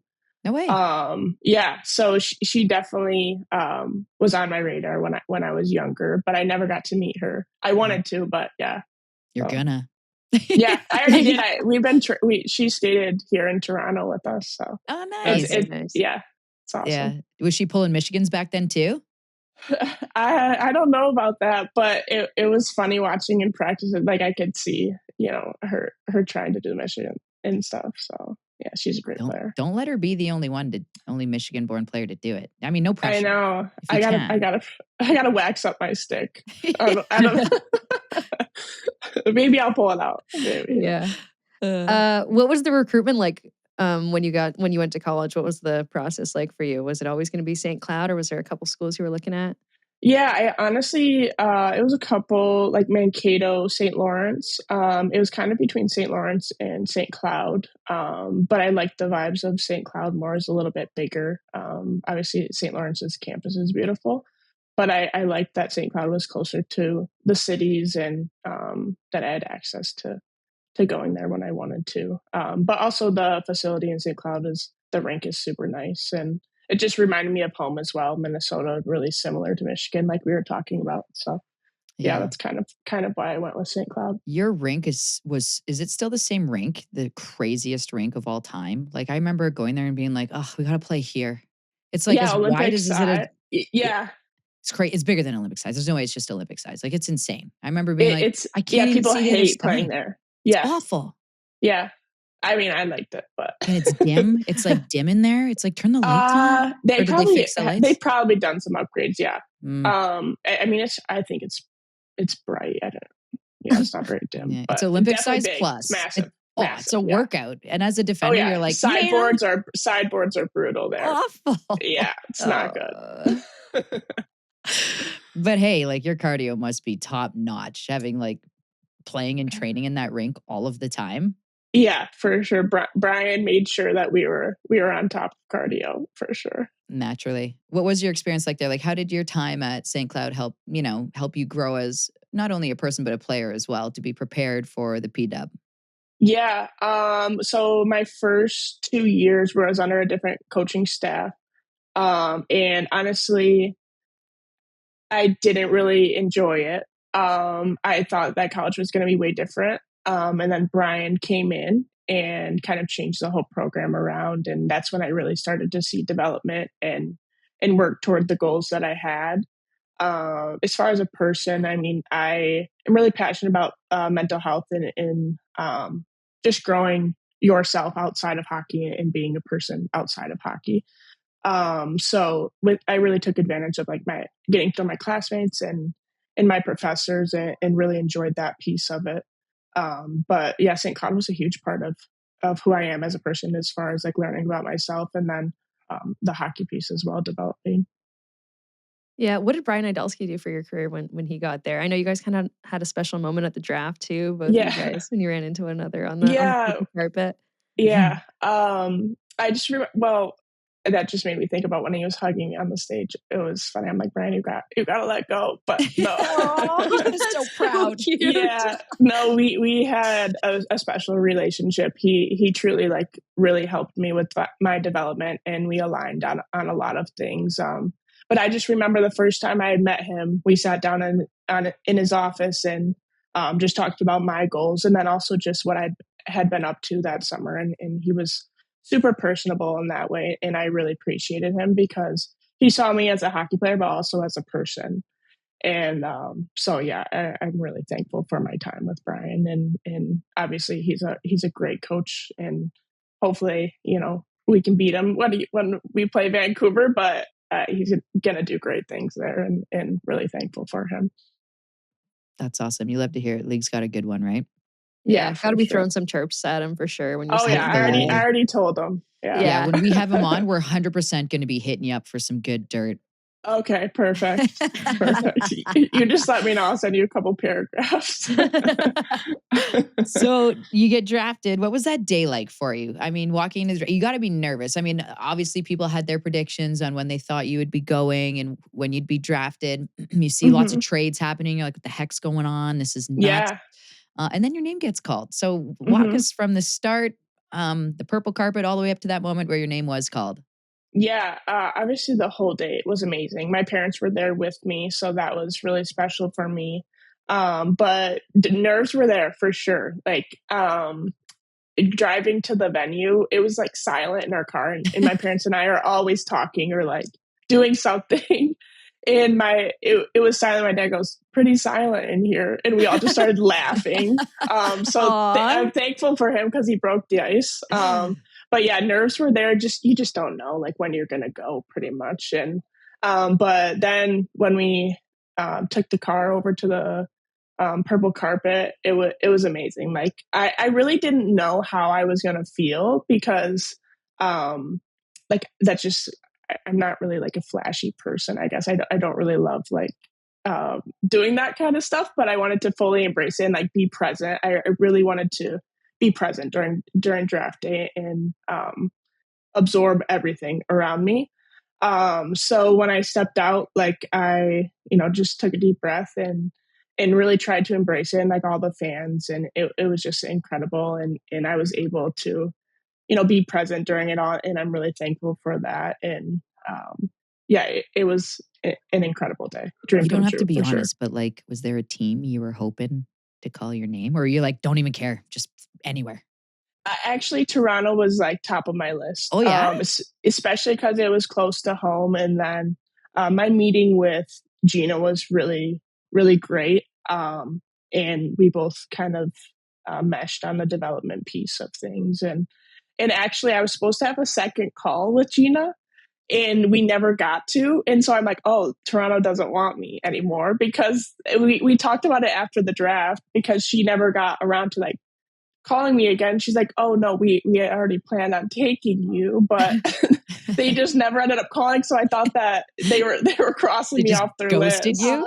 Yeah, pretty sure about you. They didn't need to call again, but you thought the opposite. That's hilarious. I'm just really happy to be in Toronto, and they were definitely top of my list. Yeah, awesome. I feel like Toronto really values that person piece that you were kind of talking about that will mesh really well with you. Did you get that vibe in the meetings? Absolutely, yeah. And then honestly, just today here being day one, and throughout the summer too, but I love the whole staff. Like they're super nice. And I think something as simple as, how are you doing, or how's your day been? What have you been up to? It can go a long way.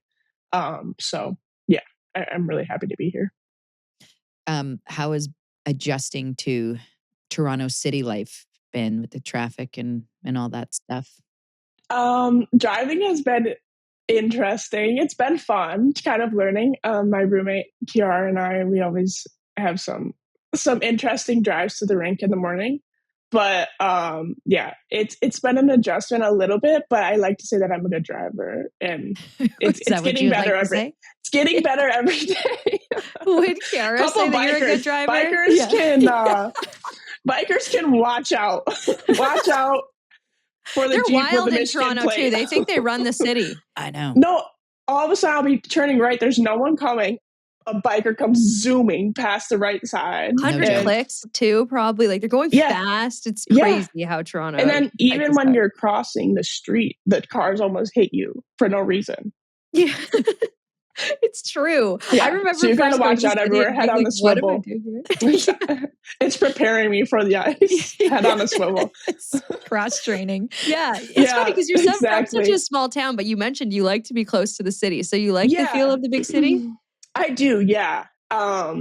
Yeah, I mean, I love to travel and like Cool. see new places and stuff. I'm really not a bad driver, but it's an adjustment, I think, for anyone coming to Toronto. You're so right. The city is insane. Like, I It feel like is. there should be a Yeah. separate driving course on downtown Toronto and like all the No. 400 series highways. It's And scary. then Yes, during winter, you I have to learn to agree. drive. And then during winter, Yeah, but you'll be that's good on gonna that. You're from be Michigan. You'll have honestly yeah, an advantage then because everybody just gives up. No one will drive after the snowfall. right. For sure, yeah. Well, I'll keep you guys updated on that when We winter comes should. We should around. do like a Yeah. cash cab situation where you're the driver and Tessa and I are in the back Wait, and we that would pick be up different fun. PWHL players and we see how the ride goes. Yeah. We ask trivia Yeah. questions. It would actually be really How fun. many You can pedestrians do we hitting? some carpool karaoke. Oh, Yes, yeah. yes. All with you as a driver, keeping us safe in the Totally. streets of downtown. Yeah. That's great. That's hilarious. You mentioned it. You're rooming with Kiara Zan, and you guys actually Yeah. had a chance to play with each other on U18. So that's pretty cool. You guys both got Yeah. drafted the same team. Yeah, we were celebrating backstage for sure. I honestly couldn't have worked out better. Like we have so much fun together, and to have been on the U18 team, and then we would catch up at different camps and things like that. But it's been really fun to get to know each other and like see each other every day.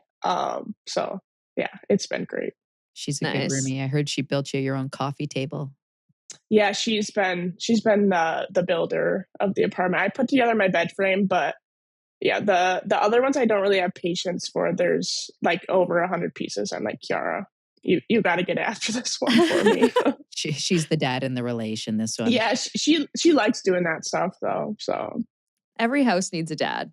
buy her coffee for it. Yeah. So, but you're big on the barista. Oh yeah, stuff? I Like, love you're a real coffee coffee. maker. Yeah, I have like an espresso machine and grinder. Like that's my thing. Yeah, I would love to open a coffee shop. Cute. Do you make little designs yeah. and stuff on the top? I've been working on my latte art. Oh. Yeah. Ooh. I can do like the heart pretty well, Okay. but Nice. that's about it. Yeah. I feel like, okay, additional thing, end of season, Sceptres latte art. Oh yeah, we could do a competition. Wouldn't that be fun? Yeah. I feel like it's I a know pretty good Malte would logo. attend. Like do the Sceptres. Oh my gosh. Oh yeah, Like, sorry, that's what I logo? meant. But also it could be a competition between different people. The logo would be crazy. That's insane. Right? Julia. I know. I wonder No, if that's even possible. I believe in you. I feel like it is. Oh, thank you. I'll get on it. And you're a My good cook too, which training is like starts. pretty cool. I mean, you whip up a good meal. So if we came to visit after you drive us around the city and see how many pedestrians Yeah. we can And hit, make us a latte. and make Right. us a latte for the ride, what would you take us home and cook us? Like, what's your go-to ethnicity of cooking, if you will? Is it Italian? No, I'm not a big Italian girl. Like I don't really eat a lot of pasta. No, it's all good. Yeah. Julia. But I do love like steak, sweet potatoes, Oh, like nice. broccolini, Right up my but alley. sweet potato mash. Very good. Ooh. And then my mom and I made like a homemade steak seasoning, and it has like Wow. rosemary in it. It's very, very good. Yeah. Wow, that's advanced. Yeah. You You should should grind sell herbs out this. here, girl. That's Yeah. awesome. Yeah, pretty much. We're opening a coffee shop and we're selling steak spice in it. Yeah, steak spice. You can have one of those little kiosks on the side, you know? You can sell Yeah. anything in a coffee shop. Any Add it local in. good. Yeah, no, I should, honestly. Do you have any other like hobbies that we should know about on the side other than latte art, chefing? Another business opportunity, maybe? I feel like I might have read boxing somewhere and I need to know more about that if it's the case. No, honestly, I actually saw that in the draft. I think it was like something about boxing, but I mean, I enjoy boxing. I don't do it like regularly, but I have like a heavy bag at home and like to do that like during the summer and stuff for extra Nice. cardio. That's Gets you back awesome. to your locker boxing days of your youth. For sure. That's where it all started, honestly. That's so funny. I don't even know where I read it, but it said boxing as an interest. And then we were talking Yeah. about locker boxing and your youth I hockey like the fights right off the top. UFC and like to watch that stuff, but Cool. yeah. Is that where you get your love for tats? When did you get your first tattoo? I was 18. I wasn't allowed. Well, my parents were like, when you turn 18, like you can get your first tattoo. So it was like 8 a.m. on my 18th birthday. my mom, I called my mom. She's like, "What are you doing up so early?" And I'm like, "Well, I just got 3 tattoos. You told me 3? on my 18th." Yeah. You went right for 3 right off the bat. Yeah, rip the Band-Aid off. Oh, that's awesome. What were they? One of them, well, this one's, I actually kind of regret this one. I Not regret really, the but one I got that it's my on my mom ring told me not finger. to too. It's cute I though. didn't think it through. It's on my ring finger. And then I have See the Good on my bicep. And then on the back of my arm, it's a heart with like 2 hands coming together. Cute. Oh, that's And those nice. were my 3. Yeah. Does that represent, the 2 hands represent anything, or? Just love bringing people together pretty Nice. much. Nice. Have you gone Yeah. with more since, or have you since decided like, oh damn, my mom, she was kind of Went right? for the hat trick and called it quits? No, I have a lot. Like Nice. maybe like close to 30. Wow. Hey, Yeah. Are you running add out it of real up. estate? No neck tats. I don't see running any out of neck tats. canvas. Yeah. Okay. I mean, I kind of just get them on the spot, but I mean, That's I been all don't my really- tattoo experiences too. Like whether I'm on a Yeah. trip or at a, it's always something yeah, random. usually it's like 2 days before or something. I'm like, okay, I want to get this, and then I'll get it. They So all have have you- meaning though. So Yeah. Have you hit up Yeah. any Yeah. place in Toronto? yeah, actually, did? Black Widow tattoo, super good, super good. Nice. I will be going back there. Yeah, I would highly recommend that place. So what did they do? I have a locket on my like forearm, and then I also have a sailboat like on my lower like abdomen, pretty much. Okay. Yeah, Nice. Unreal. Nice. yeah, I love tattoos. They're fun. So does Yeah. our producer Jackie. We're always Yeah, like, Jackie's sometimes I tatted up, message too. Jackie and she's like, oh, I'm at the tattoo parlor. I'm like, where? Where is this tattoo going? I see no more space. Yeah. I did pretty much the same thing, Emma. As soon as I moved to Toronto, my parents aren't really strict, but they're not really into tattoos that much, or they are now. But at the time, they were like, no, you don't need a tattoo. First Yeah. thing I did was a tattoo. And Yeah. honestly, and my credit card statement went to my parents' house, and it was called Bamboo No. Tattoo Studio. Really good That's hiding, funny. Julia. She texted me Yeah. just the bill. She was like, what did you get at Bamboo Tattoo Studio, you little idiot? I've got some How many- flowers on my ribs that mean nothing, but they're nice. Honestly, the story of me doing it and being a rebellious little idiot is the meaning of that tattoo. And it's why it's still on my body. So Because I wanted to. It's a good reminder. whatever. It's a good Yeah. reminder. Do you have more? Yeah, I've gotten more since. So I don't have anything against tattoos. This Okay. specific one, I'm just like, why, Julia? Yeah. You just did that because you were told not to, and that's why you did Yeah. it. So it's the way of the road, I That guess. happens. Yeah. What happens when you grow up? 18 or 19. What about music? What sort of music are you into? Honestly, I feel like I'm all across the board. Us too. But like on a game day, like I love rock. Yeah. Like old rock. Like Motley wait, Crue. when you say old rock, like, careful. What do you mean? Motley Crue. Yeah, Motley Crue, Hell yeah. AC/DC, Okay. Nice. Ozzy. That's good yeah, game like- day stuff. Yeah, like I like Nickelback too. But yeah, like I like old rock. And then like day to day, I like Kings of Leon. I don't know if you guys know Nathaniel Rateliff and the Night Yep. Sweats. Yeah, country. I'm all over. So Nice. Burn It to the Ground, Nickelback. Is that the one? Oh, yeah. Yeah. yeah. So good. I love that song. That has to be played on game day. Yeah. It For should me. be. Yeah. And just throw your pod right before you walk out, right before you hit the ice. Listen to it the whole way in. That's what I would do. Listen, all Right? the way walking Here, hold down the this. tunnel. Yeah. Wait, didn't somebody have an AirPod fell? No, I'm thinking of Caroline Harvey and her phone, not an AirPod. Yeah, her phone came out. Wild. Yeah, I don't know how that happens. That's funny. Yeah. It's going to be the next thing. People throwing in an AirPod and just Right. rocking AC/DC. in the Gina middle of the Kingsbury game. went on the ice with a backwards hat, had her helmet over a backwards hat, played a whole period with it. What? Yeah. She was so dialed. She was so focused. Oh my god, I'm gonna have to say something. You should, to her. you know what you should do? Your first, did you skate already today? No, tomorrow's our first practice, but they're not here. They're at Rivalry Yeah. Series. Oh, right. When she But gets maybe back, when first she ice comes time, back. get all the rookies to wear backwards hats with the We helmets should, on. honestly. 100%. We I'll want to see hear if all we can about do it. that. Okay, okay. I'll That's see so if we good. can- Okay, we we're can gonna start need something. a wrap up of that. Like if you do that, please make sure that Eva is there Okay. to take video and send it to Yeah, us. I'll Emma, mention you're it. so much fun. Thank you so Yeah. much for the time today. Like we're so Yeah. excited to watch you in Toronto this season. Like it's gonna be amazing. So congratulations on landing where you wanted to land, and we can't wait to see you rock it this year. Yeah, I'm pumped Yeah, for you. thank you. Thank you so much. I appreciate you guys and appreciate what you guys do for the league for sure. My mom's a big fan of watching the podcast, so Ayo. yeah. We love that. We're a big Get her fan on of the- everyone's mom. Should have called your mom. But yeah, I appreciate you guys too. What's your mom's name real quick? Natalie? Natalie, we got to Gentry. get her on the pod, on the We need Momcast. Natalie on the Yeah, pod. we should. Maybe we can do a Mother's Day special or something. Yes. Ooh, We need now we're that. talking. We need Yeah. that. Okay. Thank Perfect. you so much. Enjoy the rest of the Yeah. day. I know you got lots to do. Thank you. You guys too.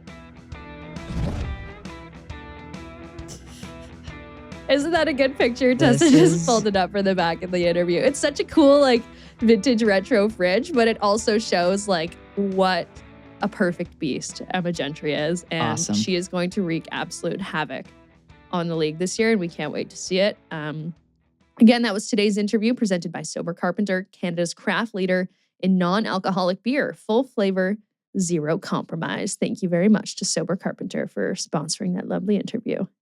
I don't know if you've noticed, but in some of these pictures that they're posting from training camp, have you noticed the color of the helmets and the pants? Yeah, and the gloves. Yes. Yes, very nice addition this season. I'm honestly, I feel badly that we didn't mention this, but it looks great to have the colorways mixed in on all the gear. I love it, but do you want to know when I was most disappointed? Tell me. Minnesota Oh, I Frost know has what you're gonna purple say. helmet, purple gloves. And I was like, guys, you're missing, do the white. I want someone to get white pants so bad. I know, and Minnesota's the perfect team for it. Like Let just like Minnesota do Vegas it. in the NHL is the perfect team to have those gold or silver helmets or whatever Yeah. they do. Oh no, it's LA that does the silver.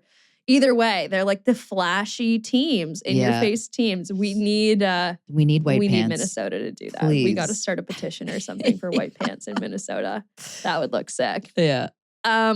Dr. Jill, guys, if you are having a hockey problem, what's bothering you in your life about hockey fandom, hockey life? Like what's going on your beer league team? What's going on your kids teams? What's going on in your rec teams? Shoot us an email, jocksinjills at thepwhl.com. You could call us and leave us a voicemail, 1-929-542-2442. This is Dr. Jill. We do it every Friday, and on Tuesdays we do our Send It segment. So Joseph Wachowski has sent us a question. Oh. He says, sorry, this is a bit of a long one, but I feel it's important. It may come across as controversial, but you've talked about it on the pod. So here it goes. Okay. I've loved the game of hockey since I was a wee lad. And when the PWHL started, I saw it was as extremely talented athletes playing the sport I love and was instantly hooked. Go Frost. I wear the Heisey jersey, the hoodies, the J&J merch, but the guys don't get it. They give the typical, it's just women's hockey. They can't hit. It's not fast. No matter how many times I tell them how physical they play or how fast and competitive the games are, they don't seem to care or really give it a chance. I don't want it to be a lost cause or just give up, because the more minds we can change, the better for the growth of not only the league, but for the hockey community altogether, I feel.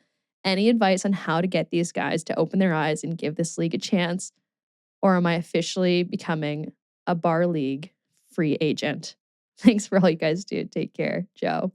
This is honestly an amazing message. And I feel like I'm not around any people like this anymore because people are scared of me when they start to talk like this, probably.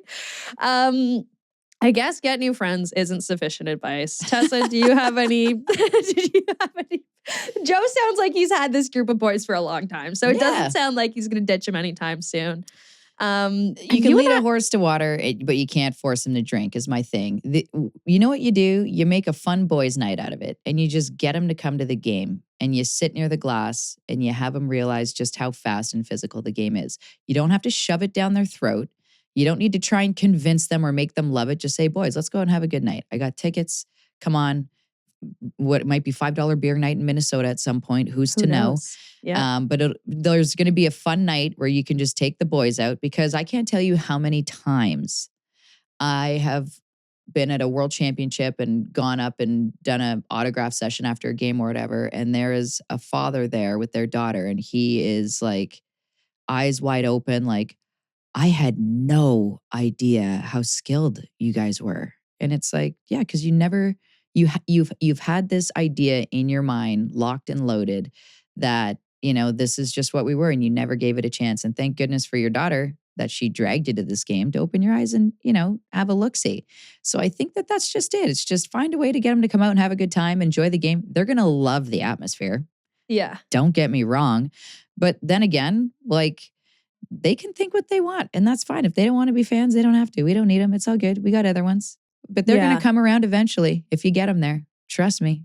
Anyone who like actually takes time and knows hockey and takes time to watch these players and watch these games knows that this is the class of the class when it comes to hockey and when it comes to skill and when it comes to speed and when it comes to physicality. And it's just going to continue to get better. My dad coached in college, but also scouted for the OHL for plenty of years.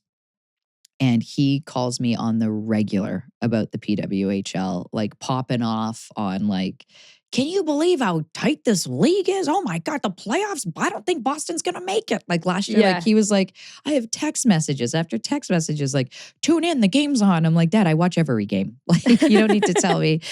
So you know what? It's not like he needed convincing because he's always known he's been involved in the women's game and has respected, the skill and the talent and the work that we put in. But, once you get them in, and that's just it, you realize just how exciting the league actually is. And my dad loves the 3-point system.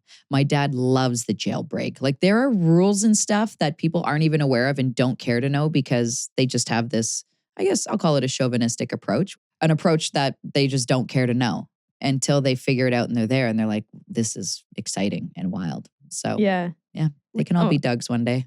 Exactly. I've talked about Liam like 6 times this podcast. He's getting way too much of a tire pump. But honestly, this past weekend with Rivalry Series on, Saturday night, like every other hockey game's happening at the same time. And Liam's like getting his popcorn ready. He's like, the girls are on tonight. It's Canada, USA. Love it. It's amazing hockey. It's an amazing rivalry and even beyond the international stuff. The PW is where it's at, Joe. So you keep fighting the good fight. You keep rocking your Heisey jersey and solid cheers. I don't know, you're awesome. Like have they not seen any of Heisey's highlights? Those seam passes, the slap shot drop passes. Like just show them Taylor Heisey highlights. Period. And, from the Beauty League, from the PW, from international play, show them everything. And yeah, I'd be hard pressed to imagine they couldn't appreciate that. Yeah, that was a fun show, honestly. Like we did a lot of yapping around about random stuff, but we had fun. This was just a random gab sesh. Think of my sideburns if you guys are like trying to do anything weird with your hair. My one sideburn. Should we call it Smithers? I kind of like the name Smitty for it. Yeah. He's so cute. Honestly, now I feel bad about lasering him off. I'm like, you got to let it grow back, otherwise it's not going to grow ever. But do I do it on the other side? No, Julia. I mean, maybe. Balance. It just feels ridiculous right now that it won't go up. Anyways, sorry to bring it back to that. Thank you very much to our sponsors, Shark Ninja, Clever Mocktails, Sober Carpenter. We love you guys and we love our listeners, Jocks and Jills, so much. Thank you for tagging along with us twice a week with all of our madness and our one sideburn and our smelly gloves and underwear and stuff.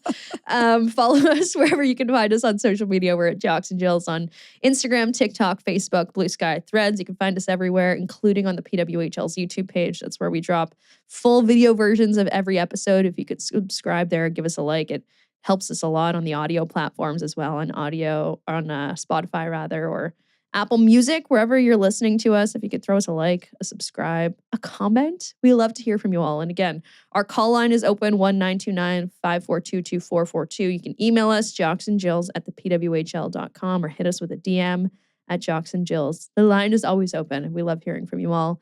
Have a safe weekend. Last weekend without hockey that we have to survive. So get outside, feel the sun on your skin, because we are locked into couch time from now until April. Lock in, everyone. It's PWHL time.